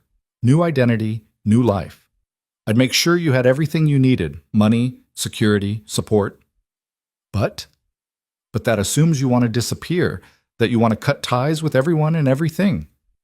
Maya thought about Rochelle, about the few friends she had left, about the city that had been home her entire life. Then she thought about the alternative, staying here, staying connected to Adrian's world, raising a child surrounded by violence and threats. I don't know what I want, she admitted. That's fair. You don't have to decide now. When do I have to decide? When this is over, when you're safe. He stood up, stretched. Get some rest. I have a meeting with Santelli this afternoon. The Italian guy who wanted to torture Daniel? That's the one. Adrian's expression was grim. He's not happy about the 90-day timeline. Thinks I'm stalling. Are you? Maybe a little. A ghost of a smile. Daniel's more useful to me alive than dead, at least until I can crack his encryption. After that, he shrugged. We'll see. After Adrian left, Maya tried to sleep but couldn't. Her mind kept spinning through scenarios, each one worse than the last. She pulled out her phone, stared at Rochelle's contact for a long time before finally typing out a message. I'm okay. Can't explain everything yet, but I'm safe. The response came immediately, like Rochelle had been waiting. R.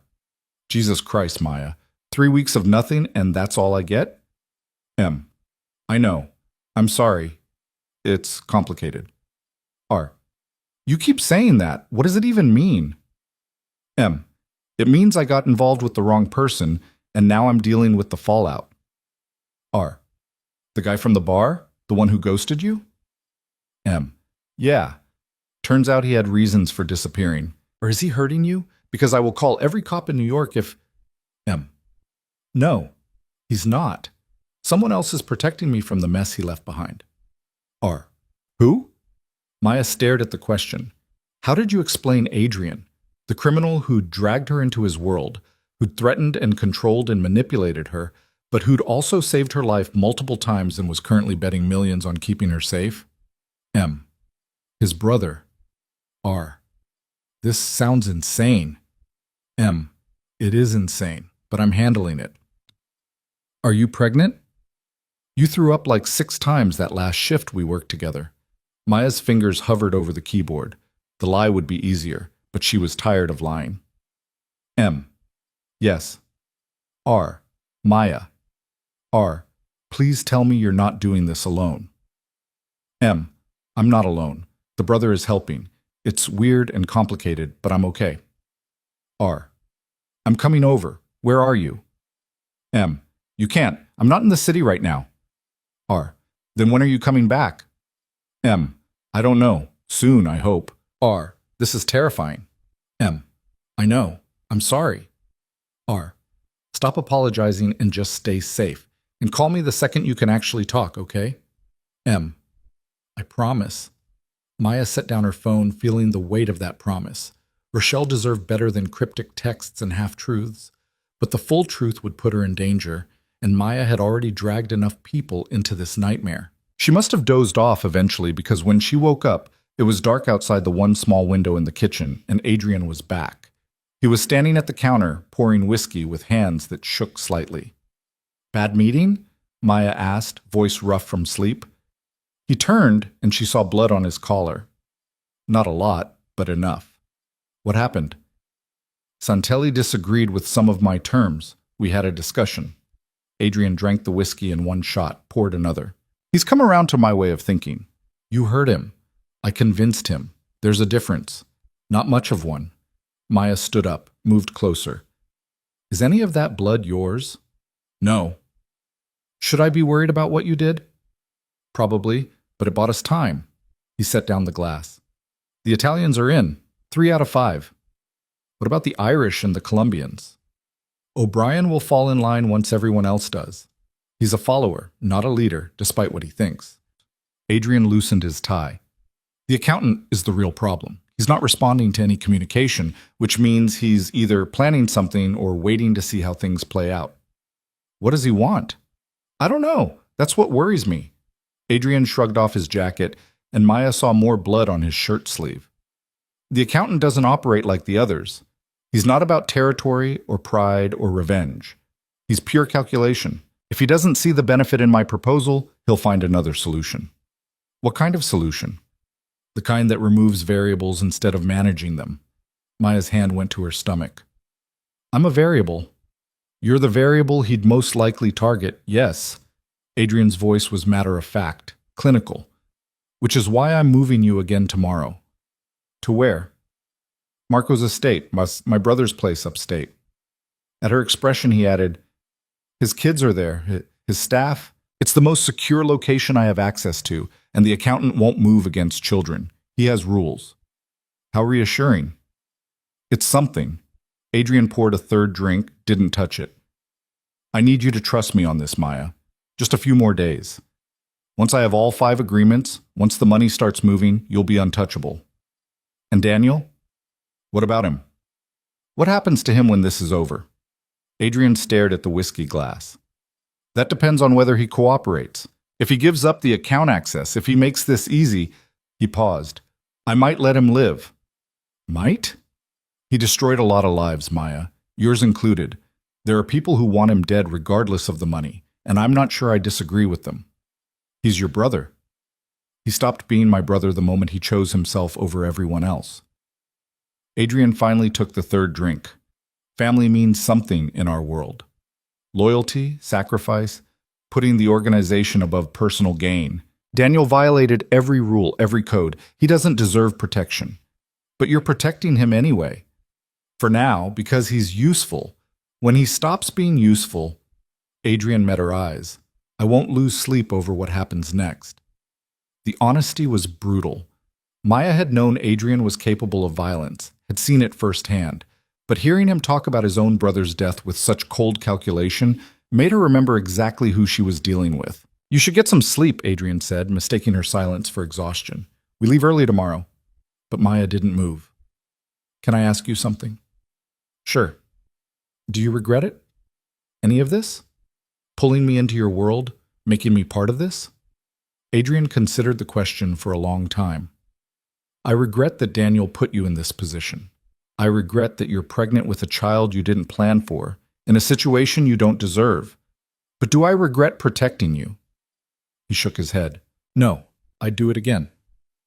Why? Because you matter. Because that baby matters. And because... He stopped himself. Because I'm tired of watching Daniel destroy good people.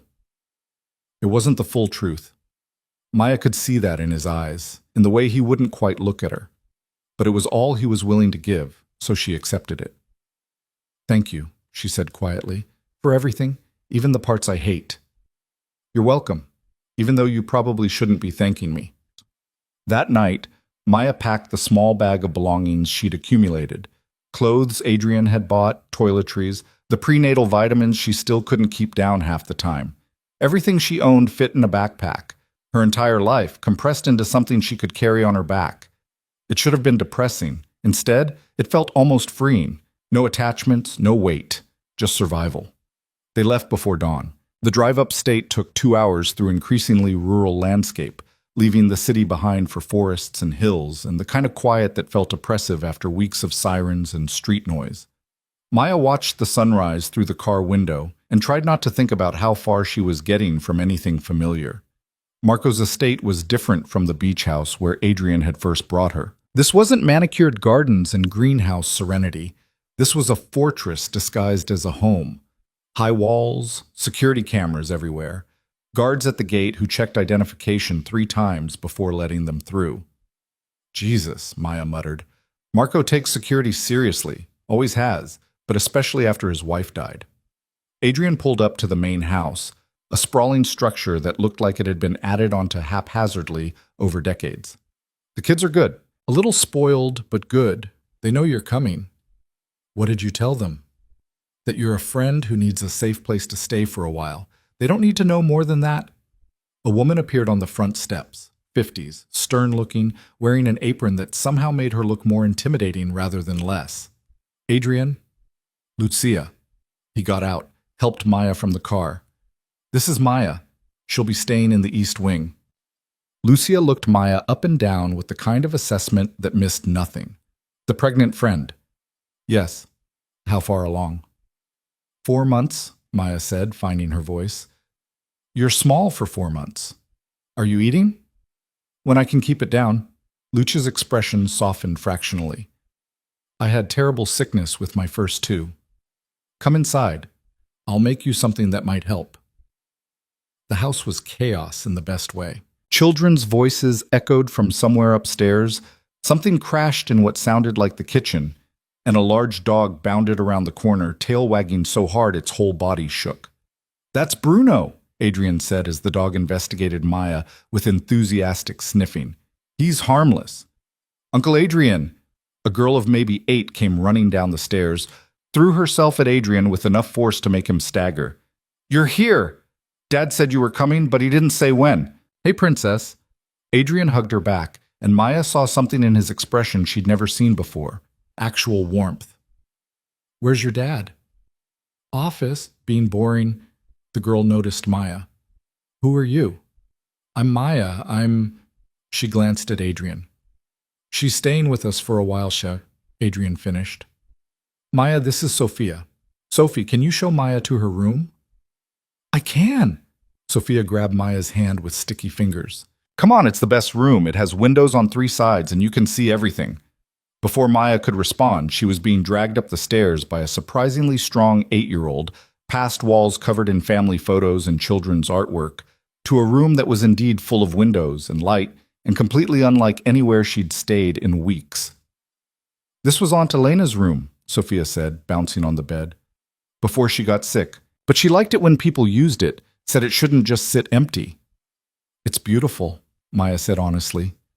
The room was done in soft blues and whites, with a view of the grounds that went on for what looked like miles. Are you really pregnant? Sophia asked with the bluntness of children. Yeah. Is Uncle Adrian the dad? No, someone else. Where is he? Far away. The simplest truth. Sophia considered this. My mom's far away too. Dad says she's in heaven, but I think that's just a nice way of saying dead. Maya sat down on the bed next to her. I'm sorry. That's really hard. It was. It's better now, though. Mostly. Sophia swung her legs. You should stay here. It's safe, and Lucia makes really good food, and there are lots of rooms so the baby would have space. I'm only here for a little while. That's what Uncle Adrian said too, but he's been coming here a lot lately. I think he's tired of the city. Sophia hopped off the bed. I'm supposed to tell you lunch is at noon and don't go past the fence because the guards get weird about it. Then she was gone, leaving Maya alone in a room that felt too nice, too normal, too much like a life she couldn't have. She unpacked slowly, putting her meager belongings in drawers that could hold 10 times as much. Found herself crying without really knowing why. Exhaustion, hormones, the overwhelming realization that this was temporary and soon she'd have to leave and figure out what came next. A knock at the door. Adrian's voice. Maya, can I come in? She wiped her eyes quickly. Yeah. He entered, took one look at her face, and his expression shifted. What's wrong? Nothing. Everything. I don't know. She gestured helplessly. This is just, it's a lot. I know. He sat in the chair by the window, keeping distance between them. If it helps, Marco said you can stay as long as you need. His kids already like you, and Lucia's already planning meals around what you can stomach. How does she know what I can stomach? I told her. Crackers, ginger, bland carbs. Not much else lately. The fact that he'd been paying that close attention shouldn't have surprised her. Everything about Adrian was detail-oriented, controlled. Of course he'd noticed what she could and couldn't eat. "Thank you," she said, "for this. For all of it. Stop thanking me." "I don't know what else to say." Adrian leaned forward, elbows on his knees. "You could tell me what you're thinking, what you want to happen when this is over." "I don't know what I want. That's the problem." Maya pulled her knees up again, that protective curl she'd started doing without thinking. "A month ago, I was serving coffee and barely making rent. Now I'm pregnant, hiding from criminals, living in a mansion with kids who've lost their mother. Nothing makes sense anymore." "What made sense before?" "Nothing really, but at least it was my nothing. I chose it, even if the choices were terrible. And now you feel like you don't have choices." "Do I?" Adrian was quiet for a moment. "More than you think. You could leave tomorrow if you wanted. Take the money I offered, disappear, start over somewhere no one would find you." "Could I really? Or would someone eventually track me down?" "Honestly, with the right resources, probably. But it would take time, and by then the baby would be born. You'd have built a new life. It wouldn't be perfect safety, but it would be something." Maya rested her hand on her stomach, feeling the slight firmness there. In a few more weeks, she'd start showing properly, start looking actually pregnant instead of just bloated. The baby would become real in ways it wasn't yet. "I don't want to run forever," she said quietly. I want my kid to have a normal life. School and friends and boring suburban problems, not looking over their shoulder wondering if their father's mistakes are going to catch up with them." "That's understandable. Is it possible? In our world?" Adrian's expression was grim. "Probably not. But you're not in our world by choice, and that matters. Once this is settled, once everyone's agreed to the terms, your kid can have whatever life you choose. I'll make sure of it." "How?" "Money, security, distance." He ticked them off on his fingers. "The three things that buy safety in any world. I'll set up accounts the kid can access when they're older, protection that follows them without being obvious, and enough separation from the Moretti name that no one connects the dots unless they're really looking." "You'd do that?" "I already said I would." He stood, moved to the window. "Despite what you might think, I don't enjoy watching children suffer for their parents' mistakes. My whole childhood was paying for my father's choices. I won't let that happen to another kid if I can prevent it." Maya joined him at the window, looking out at the grounds where Sophia and two boys were playing some kind of tag game with the dog. "Your niece and nephews seem happy here." "They are." Marco made sure of that. After Elena died, he could have sent them to boarding school, hired nannies, done the minimum. Instead, he moved them here, stayed involved, built something stable. Adrian's voice held something like admiration. "He's a better father than ours ever was." "What was your father like?" "Demanding, ruthless, fair in his own way, but hard." Adrian crossed his arms. "He expected perfection from his sons." Marco delivered. I delivered. Daniel... He stopped. Daniel tried and failed and then stopped trying. "Is that why he ran? Because he couldn't meet expectations?" "Partly. But mostly he ran because he's a coward who couldn't face consequences." The bitterness was sharp. "Our father would have been ashamed." "Your father sounds like he was hard to please." "He was. But he kept us safe, kept the organization strong, maintained peace between families that had been warring for generations. I respected that, even when I hated him for it." A phone buzzed. Adrian checked it, his expression darkening. "I need to take this." He stepped out and Maya heard his voice through the door, sharp and angry in Italian. When he came back 5 minutes later, he looked exhausted. "Problem?" Maya asked. "The accountant finally responded. He's agreed to meet, but he wants it to be just him and me. No guards, no backup, neutral location." Adrian ran his hand through his hair. "It's either a trap or a test, and I'm not sure which is worse. You're not going. I don't have a choice. If I refuse, he'll take it as an insult and we'll lose any chance of agreement." "Then take guards anyway. He can't expect you to walk into a meeting blind." "He can, and he does. That's the point. Showing trust, showing I'm willing to be vulnerable." Adrian's jaw tightened. "It's a power play." He wants to see if I'm desperate enough to take the risk. Are you? I'm desperate enough to end this situation before someone else gets hurt. He looked at her. Which is why I need you to promise me something. What? If something happens to me, if this meeting goes wrong, Marco has instructions. Money, documents, everything you need to disappear. You take it, and you run, and you don't look back. Adrian, promise me, Maya. She wanted to argue, wanted to tell him not to go, to find another way. But looking at his face, seeing the determination there, she knew he'd already decided. I promise, she said quietly. Good. He checked his watch. Meeting's in 3 hours. I should go soon. Beat the traffic. Where is it? Brooklyn, public park, middle of the day. If he wanted me dead, he'd choose somewhere more private. Adrian didn't sound convinced by his own logic. I'll be back by dinner. And if you're not? Then Marco will take care of everything. He left her standing in the room with its 3-sided windows and views of safety that might disappear at any moment. Maya watched him walk to his car, watched it disappear down the long driveway, and tried not to think about what she'd do if he didn't come back. Lunch was awkward. Maya sat at a table with 3 kids who stared at her openly. Lucia, who served food with military efficiency, and Marco, who appeared long enough to grunt a greeting before disappearing back to his office. Uncle Adrian says you're staying for a while, one of the boys, maybe 10, said through a mouthful of pasta.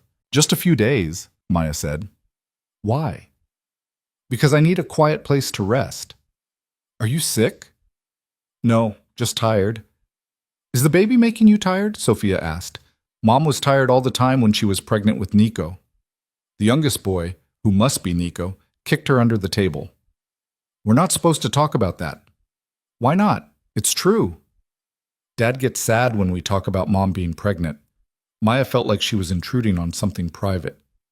It's okay. You don't have to explain. But Sophia was on a roll. Mom got really sick when she was pregnant with Nico, like hospital sick. And then after he was born, she got sick again, different sick, and then she died. Dad says it wasn't Nico's fault, but Nico thinks it is sometimes. It's not, Maya said firmly, looking at Nico. Sometimes people get sick, and it's nobody's fault. It just happens. Nico stared at his plate, not eating. Lucia cleared her throat. Enough talk about sad things. Who wants dessert? The kids perked up immediately, conversation shifting to ice cream flavors, and who got the biggest scoop. Maya excused herself, suddenly exhausted, and went back to her room. She must have fallen asleep because when she woke up, it was dark outside and someone was knocking on her door. Maya? Marco's voice. Adrian's back. He wants to see you. She stumbled out of bed, still wearing her clothes from earlier, and followed Marco downstairs to the office, where Adrian sat with a glass of whiskey, looking more shaken than she'd ever seen him. What happened? Maya asked. Marco left, closing the door behind him. Adrian drained his glass before answering. The accountant knows everything, where you are, who's protecting you, what you're worth. His voice was tight. He's been tracking the situation from the beginning, collecting information, waiting for the right moment. To do what? To make his move. He wants Daniel dead, the money recovered his way, and you... Adrian stopped. He wants you eliminated as a loose end. Maya's blood went cold. What did you tell him? I told him that wasn't an option, that you're under my protection, and anyone who touches you answers to me. Adrian poured another drink with shaking hands. He laughed, said my protection wasn't worth as much as I thought, said if I couldn't deliver Daniel and the money in 72 hours, he'd solve the problem himself. So we have 3 days. We have 3 days to extract $12 million from accounts we can't access without Daniel's cooperation, convince a coward to help us, and somehow keep you alive while doing it. Adrian drank. It's not going well. Maya sat down across from him. What do we do? I don't know. For the first time in my life, I genuinely don't know. He looked at her, and the vulnerability in his expression was startling. I've been in impossible situations before. I've negotiated with people who wanted me dead, made deals that should have failed, survived things I had no right to survive. But this, he gestured helplessly. I can't see a way out that doesn't end with someone I care about getting hurt. Someone you care about. You and the baby. My niece and nephews if the accountant decides to expand his target list. Marco if he gets in the way. Adrian set down his glass.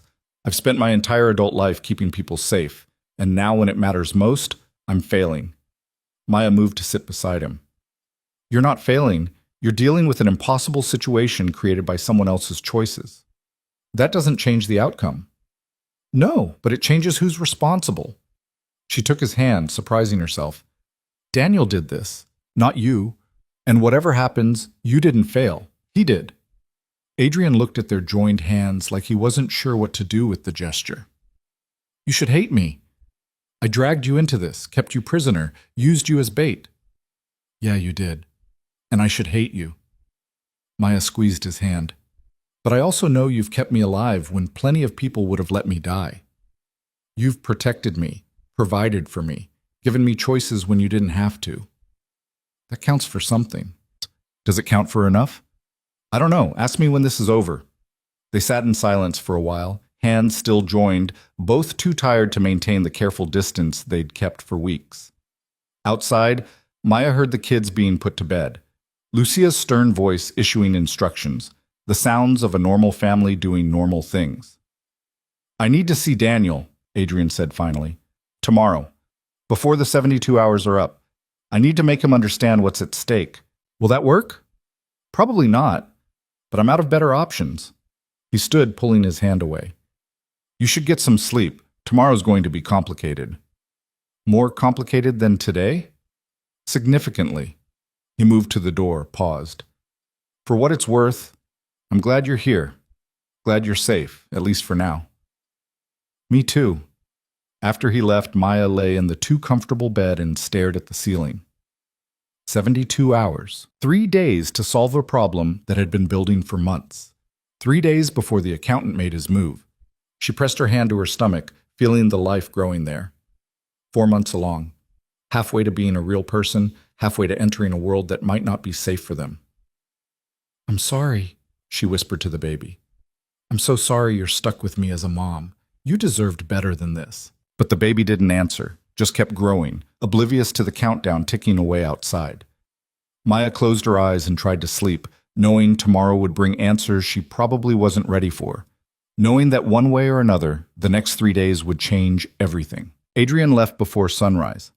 Maya heard his car in the driveway, the gravel crunching under tires, then silence. She lay in bed watching the sky turn from black to gray to pale blue, counting the hours they had left. 68 now, 67. By the time she made it downstairs, the kids were already at breakfast, arguing over who got the last chocolate chip muffin. Lucia presided over the chaos with the calm of someone who'd seen worse, pouring orange juice and breaking up disputes with a single raised eyebrow. Where's Uncle Adrian? Sophia asked when she spotted Maya in the doorway. He had to leave early, Maya said. Work stuff. He's always working. The middle boy, Maya had learned his name was Thomas, rolled his eyes. Dad says he works too much. Dad works too much too, Nico pointed out. Yeah, but Dad's here. Uncle Adrian's always in the city doing dangerous stuff. Lucia shot Thomas a warning look. Your uncle does important business, that's all you need to know. Important business that makes people bleed, Thomas muttered, but quietly enough that Lucia could pretend not to hear. Maya took a seat at the table, accepted the plate Lucia slid in front of her. Scrambled eggs, dry toast, ginger tea, the same thing she'd been eating for weeks because it was the only thing that stayed down. When's the baby coming? Sophia asked, leaning forward with bright curiosity. Not for a while. 5 more months. That's forever. Sophia wrinkled her nose. Mom said being pregnant felt like forever too, like time slowed down on purpose to make it worse. Sophia, Lucia's voice held warning. What? It's true. She said it all the time. Thomas kicked her under the table again. We're not supposed to talk about Mom with strangers. Maya's not a stranger. She's Uncle Adrian's friend. We don't know that for sure. Dad said she's just staying here temporarily. Maya felt like she was watching a tennis match, head swiveling between the kids. It's okay. You can talk about your mom if you want. I don't mind. But the moment had passed. The kids went back to their breakfast, conversation shifting to less complicated topics. Maya ate mechanically, tasting nothing, her mind on Adrian and wherever he'd gone. To see Daniel, he'd said. To make him understand what was at stake. She wondered if Daniel would care, if he'd ever cared about anyone besides himself. After breakfast, Lucia shooed the kids outside to burn off energy. Maya wandered through the house, restless, ending up in what looked like a library. Floor-to-ceiling bookshelves, leather chairs, windows overlooking the gardens. She pulled out a random book without looking at the title, sank into a chair, and pretended to read. "You're not really reading that." Maya looked up. Marco stood in the doorway, arms crossed, expression unreadable. "No," she admitted. "Just needed something to do with my hands." He walked in, closed the door behind him. Up close, the resemblance to Adrian was stronger than she'd realized. Same bone structure, same intensity in his eyes. But where Adrian was controlled to the point of coldness, Marco seemed barely contained, like pressure building behind a dam. "Adrian told me about the accountant's deadline," Marco said, sitting in the chair across from her. 72 hours. 67 now. Right. He rubbed his face. "My brother has a talent for impossible situations." "Which brother?" "Both of them, actually, though in different ways." Marco leaned back. "Daniel creates the disasters. Adrian tries to fix them, and I get stuck in the middle watching it all fall apart." "You don't have to be in the middle. You could walk away." "Could I?" He gestured around them. "This house, this land, the security that keeps my kids safe, all of it comes from the organization, from the work Adrian does, the deals he makes, the violence he's willing to commit. I'm complicit even when I'm not involved." Maya set down the book she wasn't reading. "Do you resent him for it?" "Sometimes. Most of the time." Marco's expression was complicated. "But I also know he's the reason my kids are alive. The reason we survived after Elena died. He held everything together when I was falling apart. He seems good at that, holding things together. He's had practice. Our father died when Adrian was 19, barely old enough to vote, and suddenly he was running a criminal empire. He didn't have time to grieve or be young or make mistakes. He just had to be perfect." Marco's voice held something like pity. 20 years of being perfect, and now Daniel's trying to destroy it all in one stupid, selfish move. "What was Daniel like before all this?" Marco considered the question. "Charming? Funny? The kind of person everyone liked immediately, but also fragile, I guess. Everything bothered him too much. Criticism, failure, even success sometimes. Like he couldn't handle the weight of being a Moretti. And Adrian could. Adrian didn't have a choice. He was the oldest. The responsibility fell to him whether he wanted it or not." Marco stood, moved to the window. "You know what the worst part is? Daniel could have walked away. Could have left the organization, started a normal life, and Adrian would have supported him, would have set him up with money and connections and made sure he was safe. Why didn't he? Because leaving would have been admitting he couldn't hack it, and Daniel's pride wouldn't allow that." Marco's hands clenched. "So instead he stayed, stole from the people who trusted him, and destroyed lives just to prove what? That he could? That he was smarter than everyone else?" The anger in his voice was sharp enough to cut. Maya understood it. She felt the same anger every time she thought about Daniel, about the casual way he'd ruined her life. "Adrian's going to make him fix this," Maya said. "Or try to. Adrian's going to get himself killed trying." Marco turned back to face her. "That's what you need to understand. My brother would die before he let something happen to you or that baby. He's already decided you're his responsibility, which means he'll sacrifice himself if that's what it takes. I don't want that. Doesn't matter what you want. It's who he is." Marco's expression softened slightly. "For what it's worth, I think you're good for him. First time in years I've seen him care about something that isn't business or obligation. He barely knows me. He knows enough. And Adrian doesn't do anything halfway. Once he commits to protecting someone, it's absolute." Marco moved toward the door. "Just be ready for that, for what it might cost." He left before Maya could respond. She sat in the library for another hour, book forgotten, watching the kids play outside with Bruno. Their laughter drifted through the windows, pure and uncomplicated. The kind of happiness that seemed impossible from where she was sitting. Her phone buzzed. Unknown number. She almost didn't answer, but something made her pick up. "Maya Carter?" A voice she didn't recognize. Male, accent she couldn't place. "Who is this?" "Someone with information you need." About Adrian Moretti's meeting this morning. Her blood went cold. What about it? He went to see his brother, to convince him to cooperate with account access. The voice was calm, matter of fact. It's not going well. How do you know that? Because I'm watching, and I'm calling to give you a choice. Maya's hand tightened on the phone.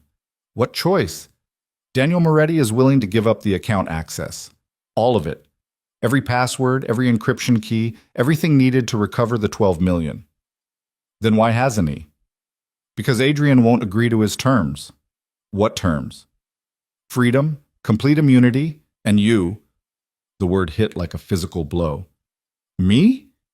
Daniel wants you and the baby to disappear with him. New identities, new life, far from New York. He says it's the only way to keep the child safe from the organization. Maya's laugh came out bitter. He doesn't give a damn about the baby. He just wants leverage. Probably true. But the offer stands.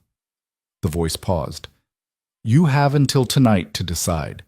Choose Daniel's offer, and everyone gets what they want. The families get their money, Adrian gets peace, and you get away from all of this. Or you stay with Adrian, the deadline passes, and the accountant solves the problem his way, which, I should mention, involves eliminating every loose end connected to Daniel, including pregnant waitresses. Why are you telling me this? Because I work for someone who prefers clean solutions to messy ones, and this could be very clean if you cooperate. Another pause. Think about it. I'll call back at 6. The line went dead. Maya sat frozen, phone still pressed to her ear, trying to process what she'd just heard. Daniel wanted her, wanted the baby, wanted to use them as his ticket to freedom. And someone, the accountant probably, thought she might actually agree. She should tell Adrian, should call him immediately and warn him that Daniel was playing games, making offers behind his back. But what if the offer was real? What if it was the only way to end this without more bloodshed? Maya stood, paced the library, hand pressed to her stomach where the baby was growing, oblivious to the impossible choice forming around it. Run with Daniel and raise a child with a coward and a thief, always looking over her shoulder. Or stay with Adrian and watch him destroy himself trying to protect her.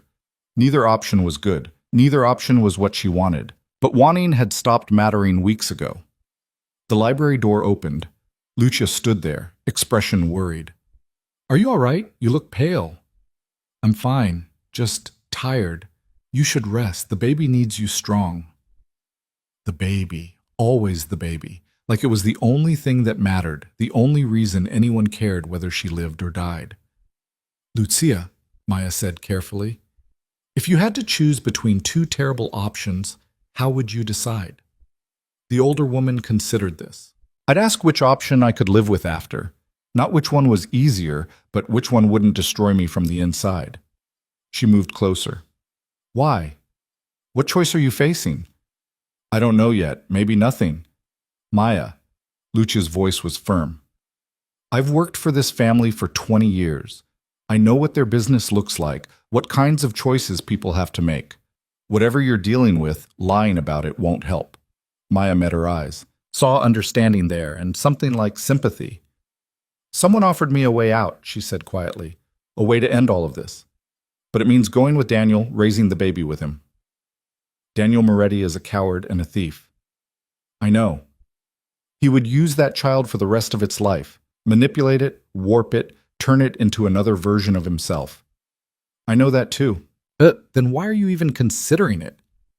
Because the alternative is watching Adrian get killed trying to protect me. Because the accountant has given us 65 hours, and I don't see how we survive them. Because I'm tired, Lucia. I'm so tired of being scared. Lucia sat down heavily. I understand that feeling. After my husband died, I was so tired I couldn't see straight. Tired of grief, tired of struggling, tired of facing each day, knowing he wasn't coming back. She looked at Maya, but I kept going anyway. Not because I was brave, but because giving up would have meant letting the grief win. And I wasn't ready for that. This is different. Not as different as you think. Lucia reached over, took Maya's hand. That baby inside you deserves better than Daniel Moretti. Better than running and hiding and building a life on lies. And you deserve better than that too. What if better isn't possible? Then you fight anyway. You fight because the alternative is accepting defeat, and I don't think you're the kind of person who does that. Maya wanted to believe her, wanted to find that strength somewhere inside herself, but mostly she just felt empty. The rest of the day passed in a blur. Maya avoided the kids, avoided Marco, avoided everyone. She sat in her room watching the clock tick down. 62 hours. 61. 60. At 4 p.m., Adrian still wasn't back. Maya tried calling him, got voicemail. Tried again. Same result. Panic started creeping in. At 5, Marco appeared at her door. Adrian just called. He's on his way back. Is he okay? He didn't sound okay, but he's alive. Marco's expression was grim. Daniel's not cooperating. Won't give up the account access without guarantees Adrian can't provide. What kind of guarantees? The kind that involve you. Marco leaned against the doorframe. I don't know the details, but Adrian sounded angry doesn't cover it. Furious. Desperate. Maya's phone buzzed. 6 p.m. exactly. The unknown number. I need to take this, she said. Marco nodded, left. Maya answered. Have you decided? The same voice from before. I need to talk to Daniel first. Hear the offer from him directly. Not possible. You'll have to trust that I'm representing his wishes accurately. I don't trust anything about this situation. A sigh. Fair enough.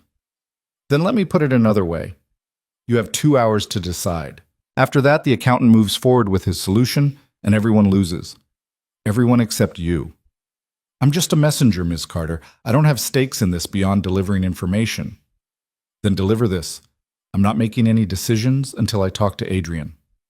Adrian will try to convince you to stay, to trust him to find another solution. But there isn't another solution. This is it. Then I guess we're all in trouble. She hung up before he could respond. Adrian arrived 20 minutes later. Maya heard his car, heard his footsteps heavy on the stairs. He appeared in her doorway looking worse than she'd ever seen him. Bruised knuckles, blood on his collar that definitely was his this time. Exhaustion carved into every line of his face. Jesus, Maya breathed. What happened? Daniel and I had a conversation about consequences. Adrian's voice was rough. It got physical. Did you hurt him? Not as much as I wanted to. He sat down heavily in the chair by the window. He won't give up the accounts, Maya. Won't cooperate. Won't negotiate. Just keeps saying he'll only deal if his terms are met. I know. Someone called me. Told me about his offer. Adrian's head snapped up. Who called you? I don't know. They wouldn't say. But they knew everything about the accounts, about the accountant's deadline, about Daniel wanting me and the baby. What did you tell them? That I needed to talk to you first. Something in Adrian's expression cracked. Relief, maybe. Or just exhaustion finally breaking through the control. I can't give you to him, he said quietly. I know that might be the solution, might be what saves everyone. But I can't do it, Maya. I can't send you off with him knowing what he is, what he'll do. Even if it means everyone dies? Even then. He looked at her. Call it selfish, call it stupid, but I'd rather go down fighting than win by sacrificing you. Maya moved to kneel in front of him, taking his bruised hands in hers. Then we fight, both of us. We find another way. There isn't another way. There's always another way. We just haven't seen it yet. Maya, no, listen to me. She squeezed his hands. For weeks you've been protecting me, making decisions for me, keeping me safe. And I've let you because I was scared and overwhelmed and didn't know what else to do. But I'm done being passive. I'm done letting other people decide my fate. What are you saying? I'm saying we go see Daniel together. We make him understand that this ends one way or another, and he doesn't get to use me as a bargaining chip. We take control back. Adrian studied her face. That's dangerous. Everything's dangerous. At least this way we're choosing the danger instead of waiting for it to choose us. He was quiet for a long moment. Then slowly he nodded. All right, we'll go together. Tomorrow morning. Why not tonight? Because I need to set some things in motion first. Insurance, in case this goes wrong. He stood, helped her up. And because you need rest. You look exhausted. So do you. Yeah, but I'm used to it. He touched her face gently, and the gesture was so unexpected that Maya froze. Thank you for not taking the easy way out. Is staying with you the hard way or the easy way? Honestly, I'm not sure anymore. His hand dropped. Get some sleep. Tomorrow's going to be brutal. But Maya didn't sleep. She lay in bed watching headlights occasionally sweep across the ceiling, listening to the house settle around her. Somewhere down the hall, one of the kids was crying. Nightmare, maybe, or just the weight of missing their mother. She heard footsteps, heard Marco's voice soothing, heard the crying eventually stop. This house was full of people dealing with loss, with trauma, with the aftermath of choices they hadn't made. And somehow Maya had become part of that. Another person shaped by circumstances beyond her control, trying to survive in a world that didn't forgive mistakes. At 2 a.m., there was a knock on her door. Adrian, still dressed, looking like he hadn't even tried to sleep. Can't shut your brain off either? Maya asked. Something like that. He hovered in the doorway. Can I come in? Yeah. He sat in the chair by the window, same spot as earlier. Maya stayed in bed, covers pulled up against the chill. I've been thinking about what you said, Adrian started, about taking control back. And you're right. We've been reactive this whole time, letting Daniel and the accountant and everyone else set the terms. So what do? We changed the game. He leaned forward. Daniel thinks he has all the power because he controls the accounts. The accountant thinks he has power because he controls the deadline. But they're both missing something. What? You. Adrian's eyes were bright in the darkness. You're the only person in this situation who isn't complicit, who isn't bound by the rules of our world. You could walk away tomorrow and no one could touch you. Not legally, not morally. You're clean. I don't feel clean. But you are. And that gives you power they don't have. Power to make choices that would be impossible for me or Marco or anyone else in the organization. Maya sat up. What kind of choices? The kind that end this on your terms instead of theirs. He pulled out his phone, showed her a document. I had my lawyers draft this today. It's a legal agreement that severs any connection between you and the Moretti family. You sign it, and officially you're no longer associated with us. The baby has no claim to the name, no inheritance, nothing. Why would I want that? Because it makes you worthless as leverage. If you're legally not a Moretti, if the baby isn't an heir, then the accountant has no reason to target you. The other families have no interest in you. You become exactly what you were before all this, a waitress who made a mistake. Maya stared at the document. And Daniel? Daniel loses his leverage too. Can't use you to negotiate, can't claim the baby as insurance. He'd be forced to cooperate or face consequences without any shields. You'd really do this? Cut me and the baby out completely? If it keeps you alive, yes. Adrian's voice was steady. I don't care about bloodlines or inheritance. I care about you surviving this. Maya read through the document, legal language she barely understood but got the gist of. By signing, she'd be walking away from any protection the Moretti name offered, but also from any danger it carried. It should have been an easy choice. What happens to you if I sign this? She asked. What do you mean? I mean, you've spent months protecting me because of my connection to Daniel, to your family. If I sever that connection, what's your reason for keeping me safe? Adrian was quiet for a long moment. When he spoke, his voice was soft. Because I want to. Not because I have to. Not because of obligation or family duty. Because somewhere in all this mess, you stopped being a problem to solve and started being someone He stopped. Someone I care about. You barely know me. I know enough. I know you're stronger than you think. I know you care about people even when they don't deserve it. I know you're trying to do right by a baby you never planned for, in a situation that's impossible. He stood, moved closer. And I know that if something happened to you, it would break something in me I didn't know could break. Maya's throat was tight. Adrian, you don't have to say anything.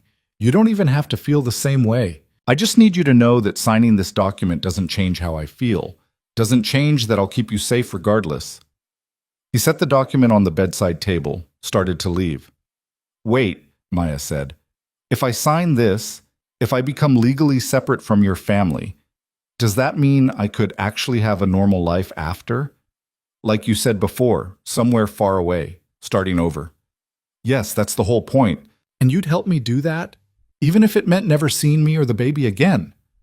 Adrian's expression was complicated. If that's what you wanted, yes. Maya looked at the document, at Adrian's bruised hands, at the impossibility of their situation. Thought about Rochelle and normal life, and raising a baby somewhere quiet and safe. Thought about never seeing Adrian again, never having someone look at her the way he was looking at her now, like she mattered, like she was worth protecting, like she was more than just a problem. I need time to think about it, she said finally. You have until morning. We leave at 8 to see Daniel. After he left, Maya picked up the document, read it 3 more times. Each time it said the same thing. Sign here and walk away from everything. Sign here and be free. She thought about what Lucia had said. Which option could she live with after? Walking away meant safety, meant a chance at normalcy, meant her baby could grow up without the weight of the Moretti name crushing them. But it also meant leaving Adrian, meant turning her back on the one person who'd fought for her when everyone else saw her as leverage or liability. She touched her stomach, felt the slight firmness there. What do you think? She whispered. What would you want me to do? The baby didn't answer, just kept growing, patient and relentless. Maya set the document aside and tried to sleep, knowing morning would come too soon, knowing that whatever choice she made, someone would pay the price. At 7 a.m., she woke to shouting downstairs. Maya threw on clothes and ran down to find Adrian and Marco in a screaming match in the kitchen, both furious. What happened? Maya asked. Marco turned to her. Someone broke into the facility where we're holding Daniel. 2 guards are dead. Daniel's gone. Gone where?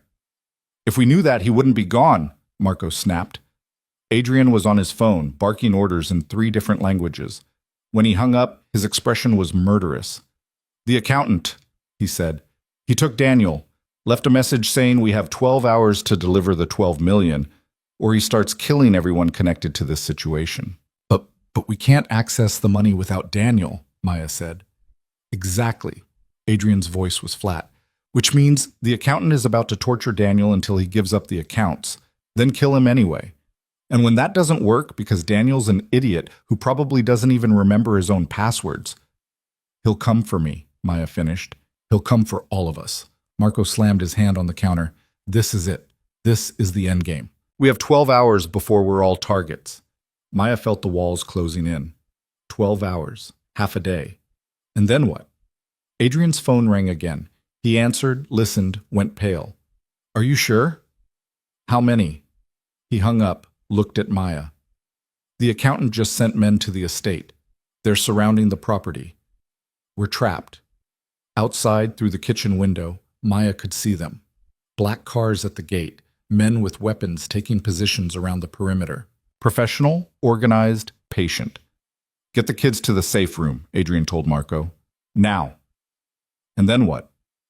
And then we figure out how to survive the next 12 hours. But looking at the men outside, at the guns and the cold efficiency of it all, Maya wasn't sure survival was even an option anymore.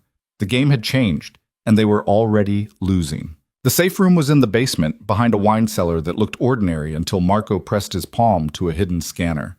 The wall slid open, revealing a space that could have housed 20 people.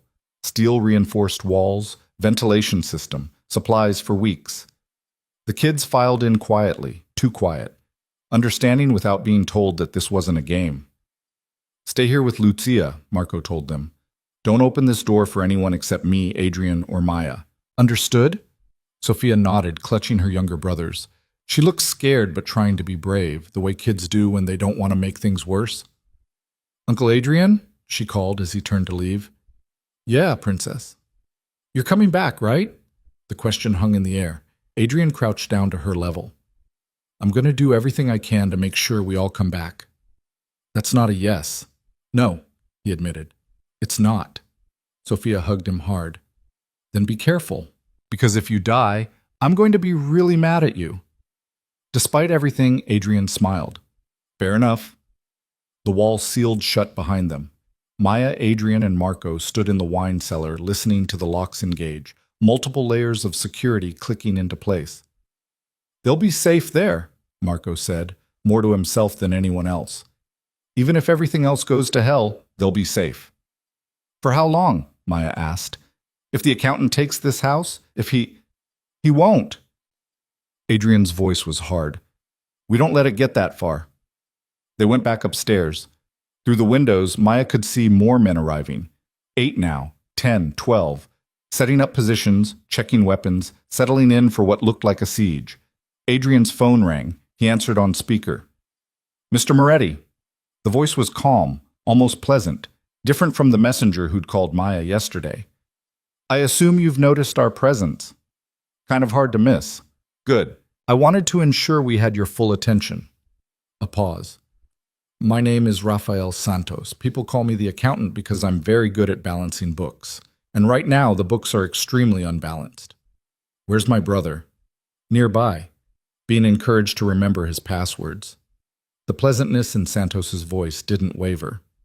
Unfortunately, Daniel seems to have forgotten a great deal, or perhaps he never knew as much as he claimed. Either way, it's becoming clear that recovering the funds may be more complicated than anticipated. So you're cutting your losses. I'm eliminating complications, starting with the ones in that house. Santos sounded almost apologetic. I gave you ample opportunity to resolve this peacefully. Multiple deadlines, generous terms. You chose not to cooperate. You changed the terms when you kidnapped Daniel. I expedited the timeline. There's a difference. Some papers rustling on the other end. Here's what's going to happen. You have 2 hours to transfer $12 million into accounts I'll provide. I don't care where you get the money, your personal holdings, your organization's reserves, rob a bank for all I care. Just produce the funds. And if I do, then I take the money, kill Daniel for being an incompetent thief, and we all move on with our lives. The other families get their restitution, you maintain your reputation, and the pregnant woman in your house gets to have her baby in peace.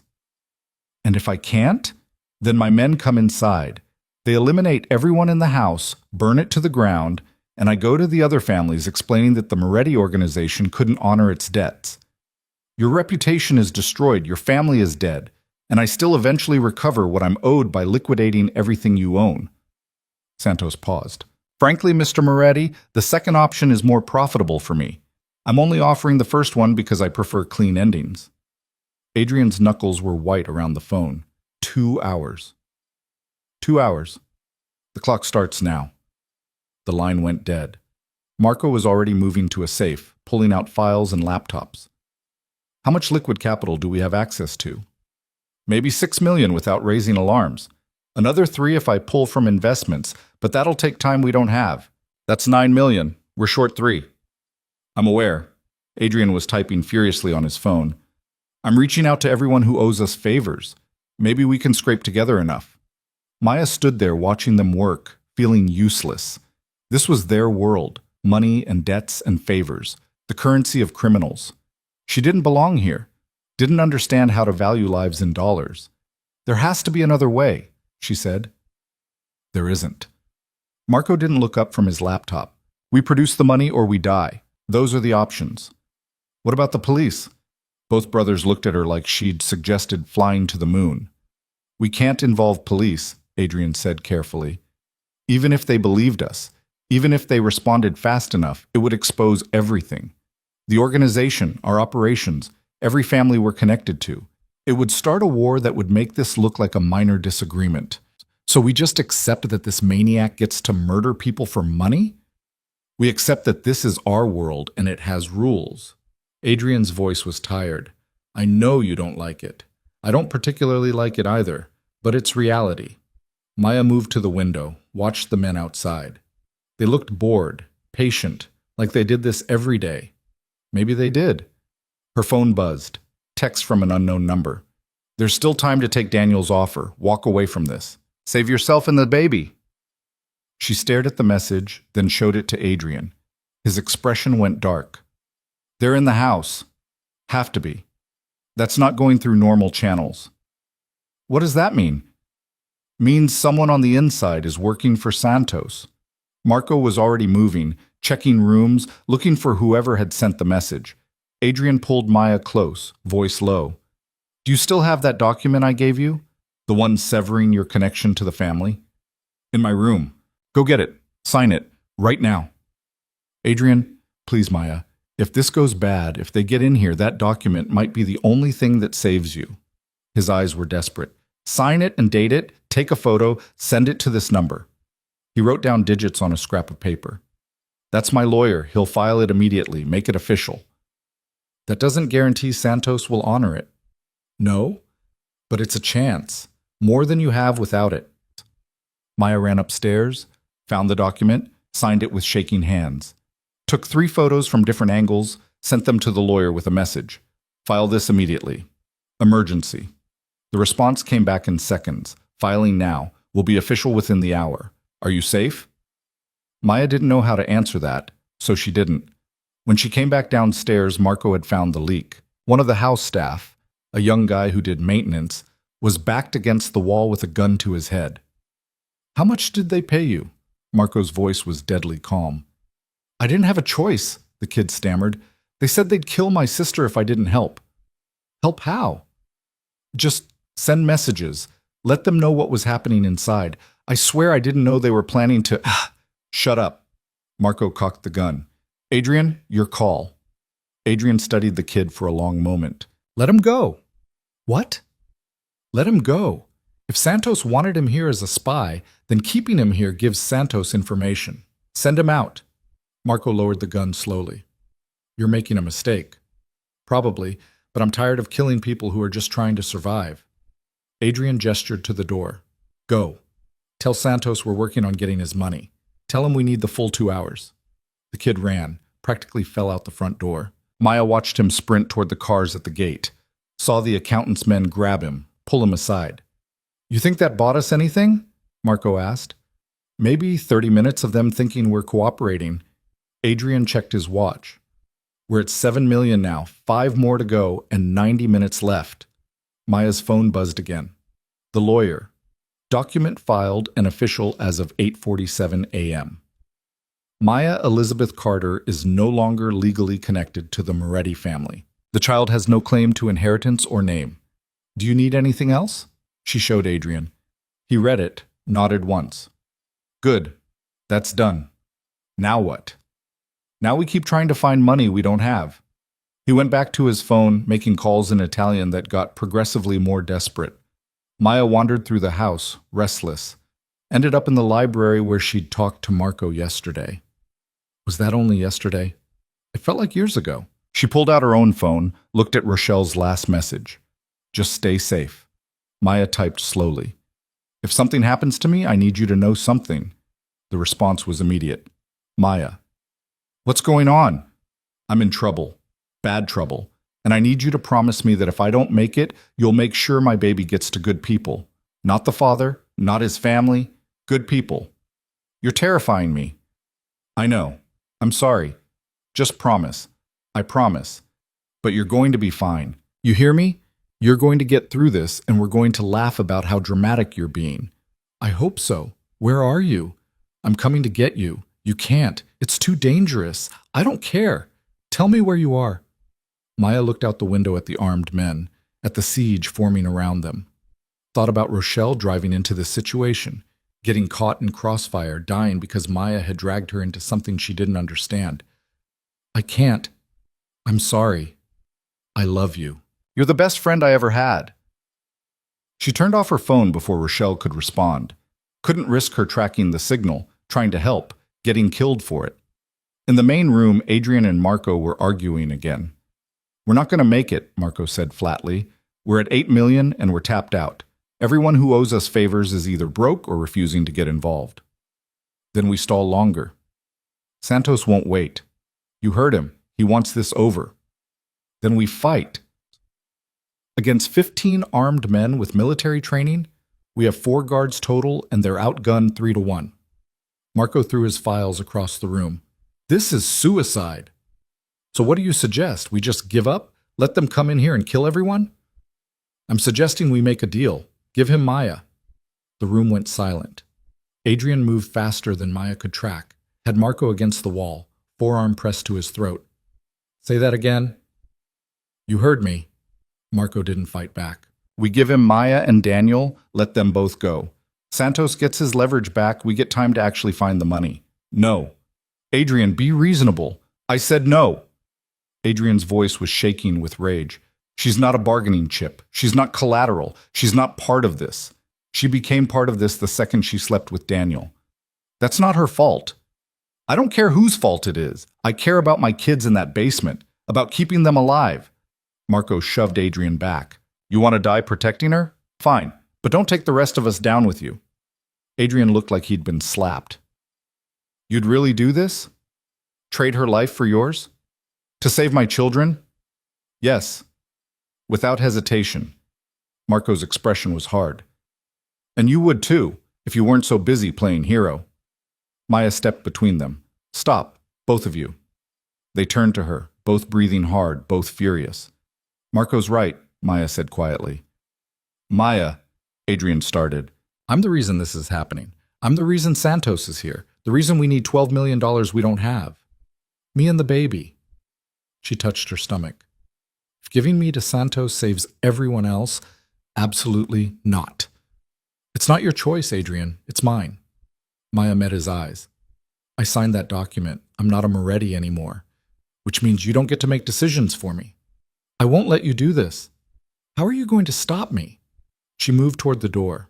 I'll walk out there myself if I have to. Adrian grabbed her arm.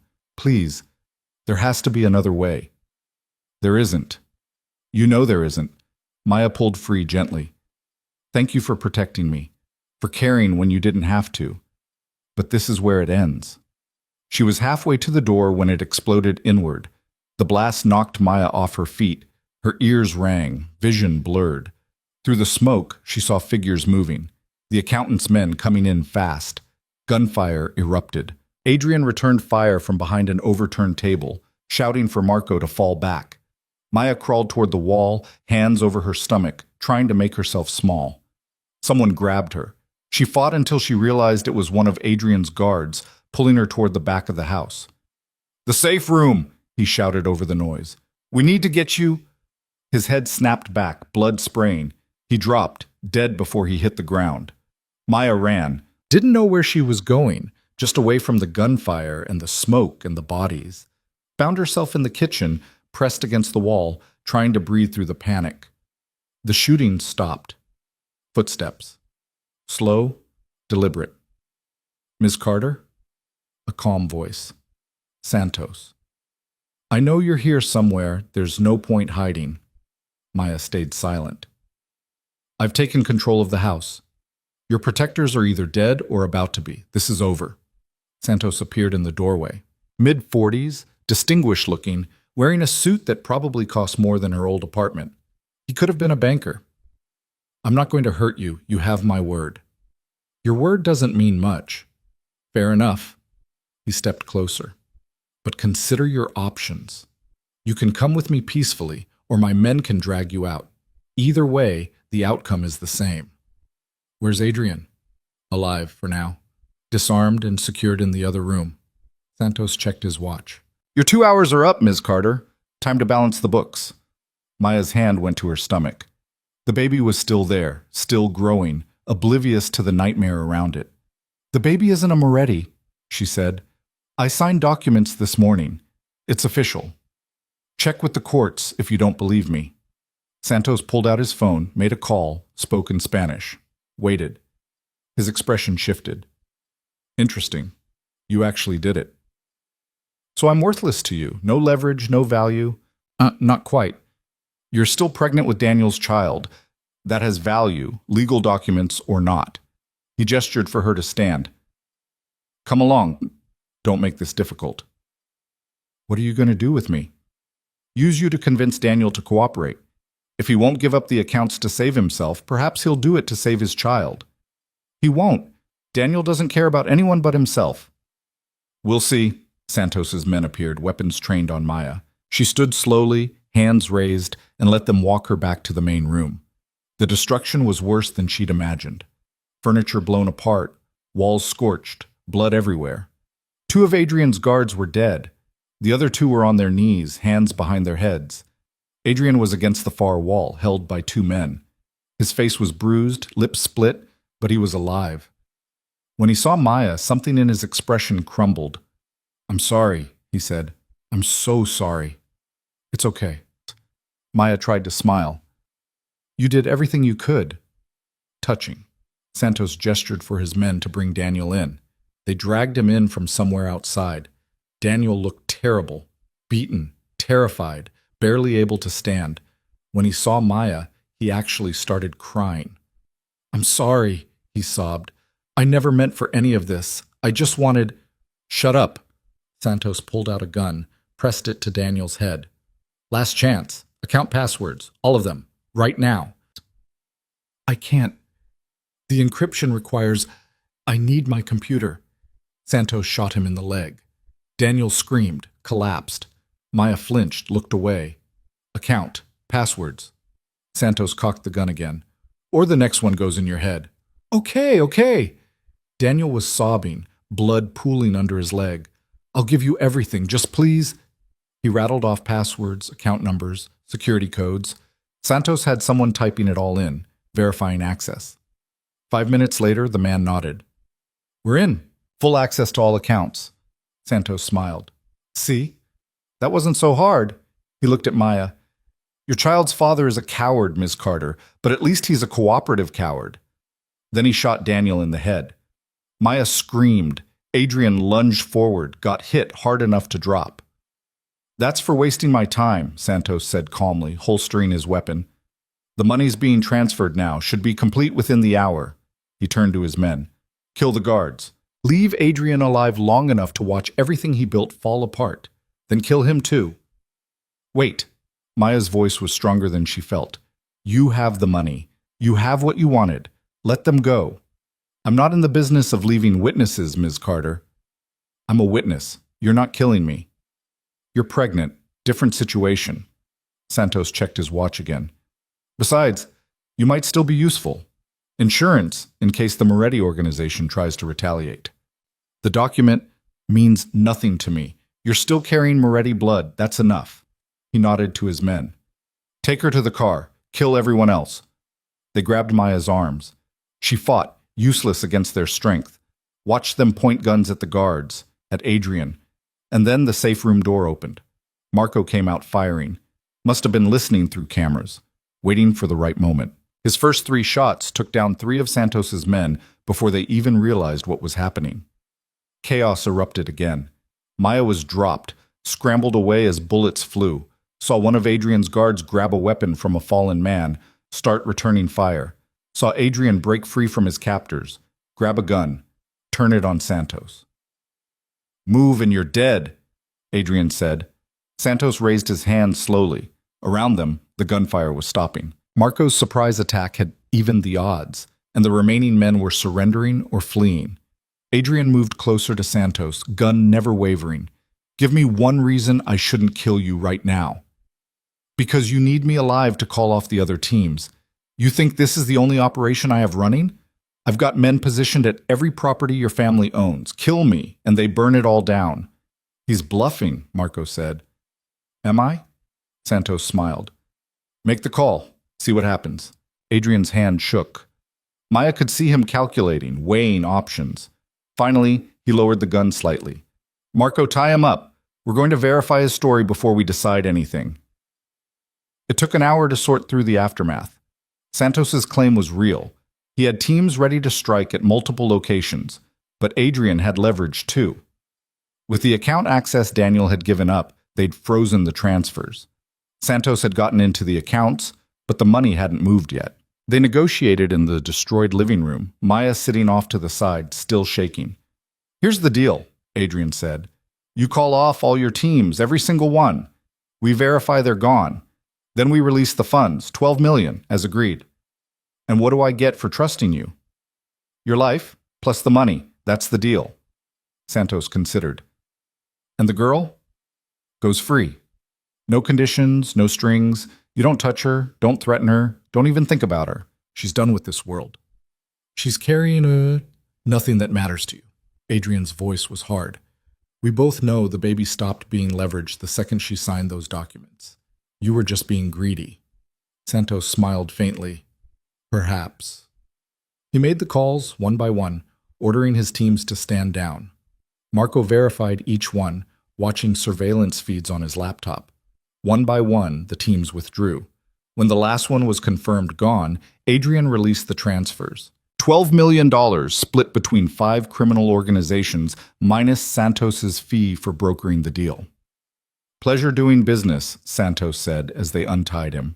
He straightened his suit, seemingly unconcerned about the gun still pointed at his back. "Mr. Moretti, you're a man of your word. I respect that. Get out of my house." Santos left, taking his surviving men with him. They loaded the bodies into vehicles, cleaned up just enough to not leave obvious evidence, and disappeared like they'd never been there, except for Daniel's body still lying in the middle of the room. Marco covered it with a sheet. "I'll handle the cleanup. You two should get out of here." "The kids," Adrian started, "are fine. Scared, but fine. I'll take care of them." Marco looked at Maya. "You should go. Start that new life you signed up for. Today's your chance." Maya looked at Adrian. He was staring at his brother's body, expression unreadable. "Adrian?" she said quietly. He turned to her. "You're free. Legally, officially free. Take the money I promised you, go anywhere you want, start over." "Is that what you want?" "What I want doesn't matter. You deserve a normal life." "That's not an answer." Adrian was quiet for a long moment. "I want you to stay. I want to help you raise that baby, be part of your life in whatever way you'll allow. But I also know that's selfish. You've been through hell because of my family. You should get as far away from us as possible." Maya touched her stomach, felt the life growing there. Thought about everything that had happened, everything she'd survived. Thought about Adrian, who'd protected her when he didn't have to. Who'd cared when everyone else saw her as a tool. "I don't want to run forever," she said. "I don't want to be alone, raising a baby in some random city where no one knows me. What do you want?" "I want..." She paused. "I want to choose my own future, not have it chosen for me by fear or obligation or other people's expectations." "Okay, so choose." Maya looked around the destroyed house, at Marco standing guard over his brother's body, at the blood staining the floors. This world had nearly killed her, nearly killed the baby inside her. But it had also brought her Adrian, had shown her she was stronger than she'd ever imagined, had given her somehow a strange kind of family. "I want to stay," she said.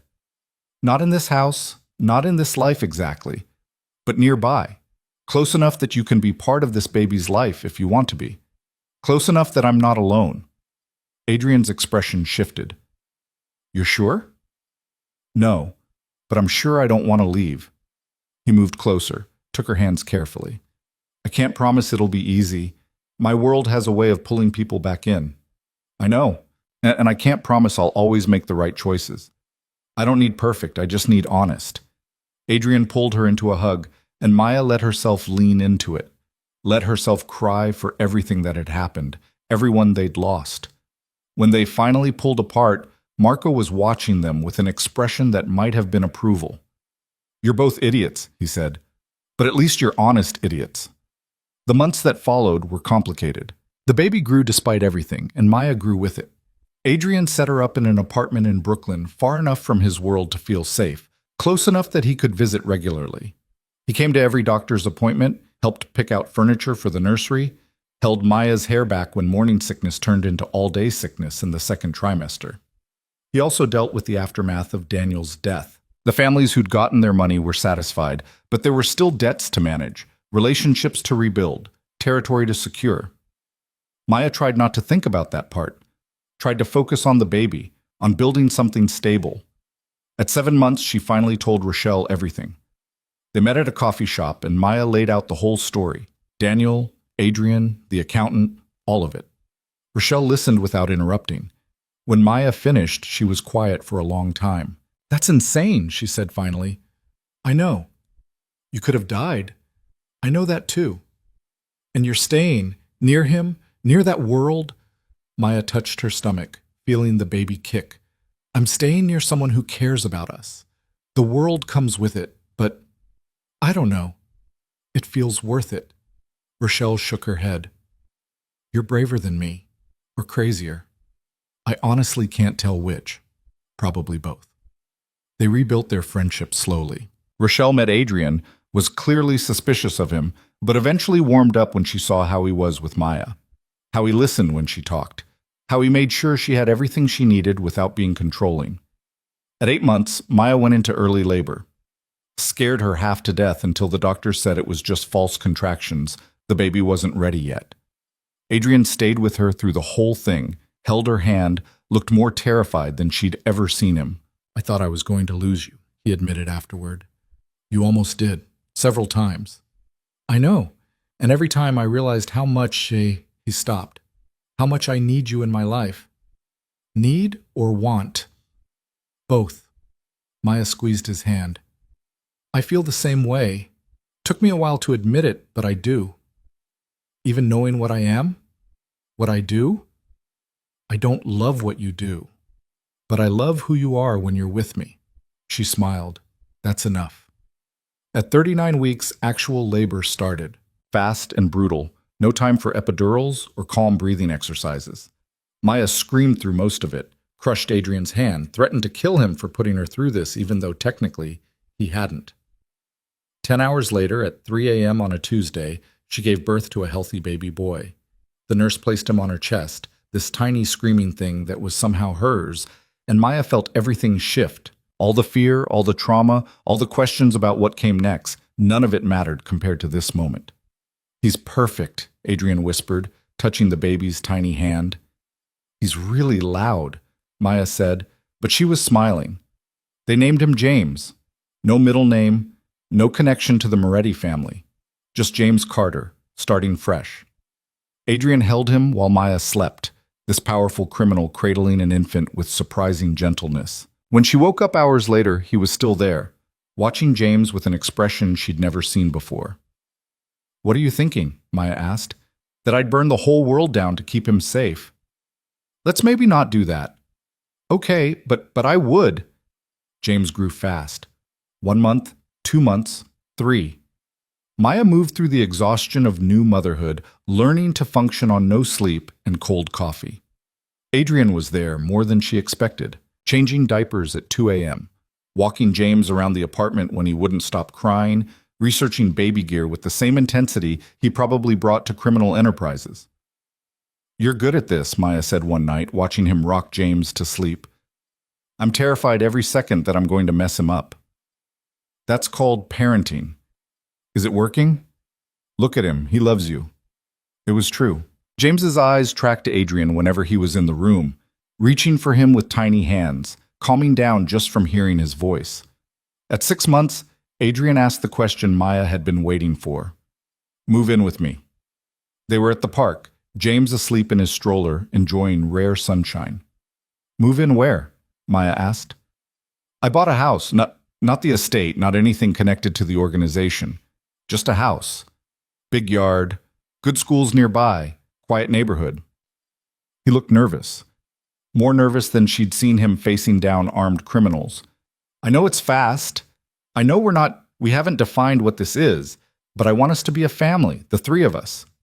Maya thought about her apartment, safe and separate from Adrian's world. Thought about what it would mean to give that up, to tie her life even more closely to his.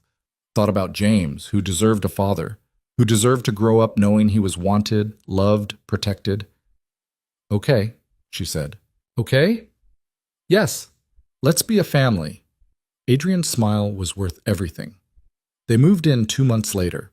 The house was beautiful, modern but warm. Space for James to grow. A garden Maya immediately started planning. Marco visited with his kids, who immediately adopted James as their new favorite person.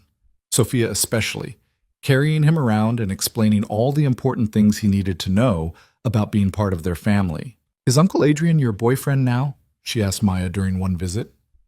"It's complicated. That's what grown-ups always say when the answer is yes, but they're being weird about it." Maya laughed.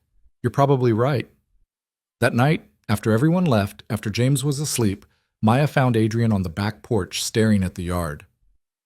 "Penny for your thoughts?" she asked. "Thinking about how different this is from what I expected my life to be."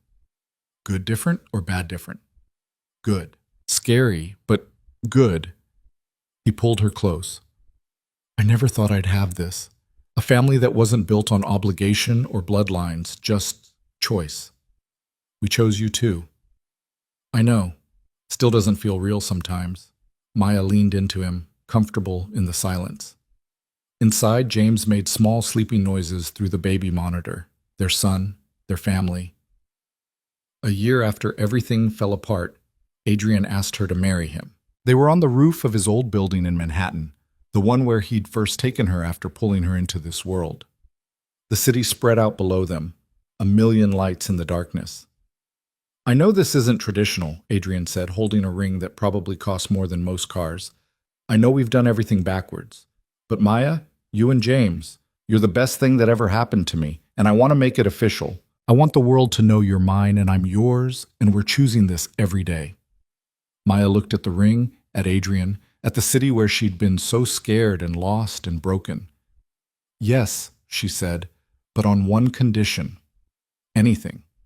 You get out. Completely. No more organization. No more criminal work. No more putting yourself in danger. James needs a father who comes home every night. Adrian was quiet for a long moment. You're asking me to walk away from everything I've built. I'm asking you to build something different. With us.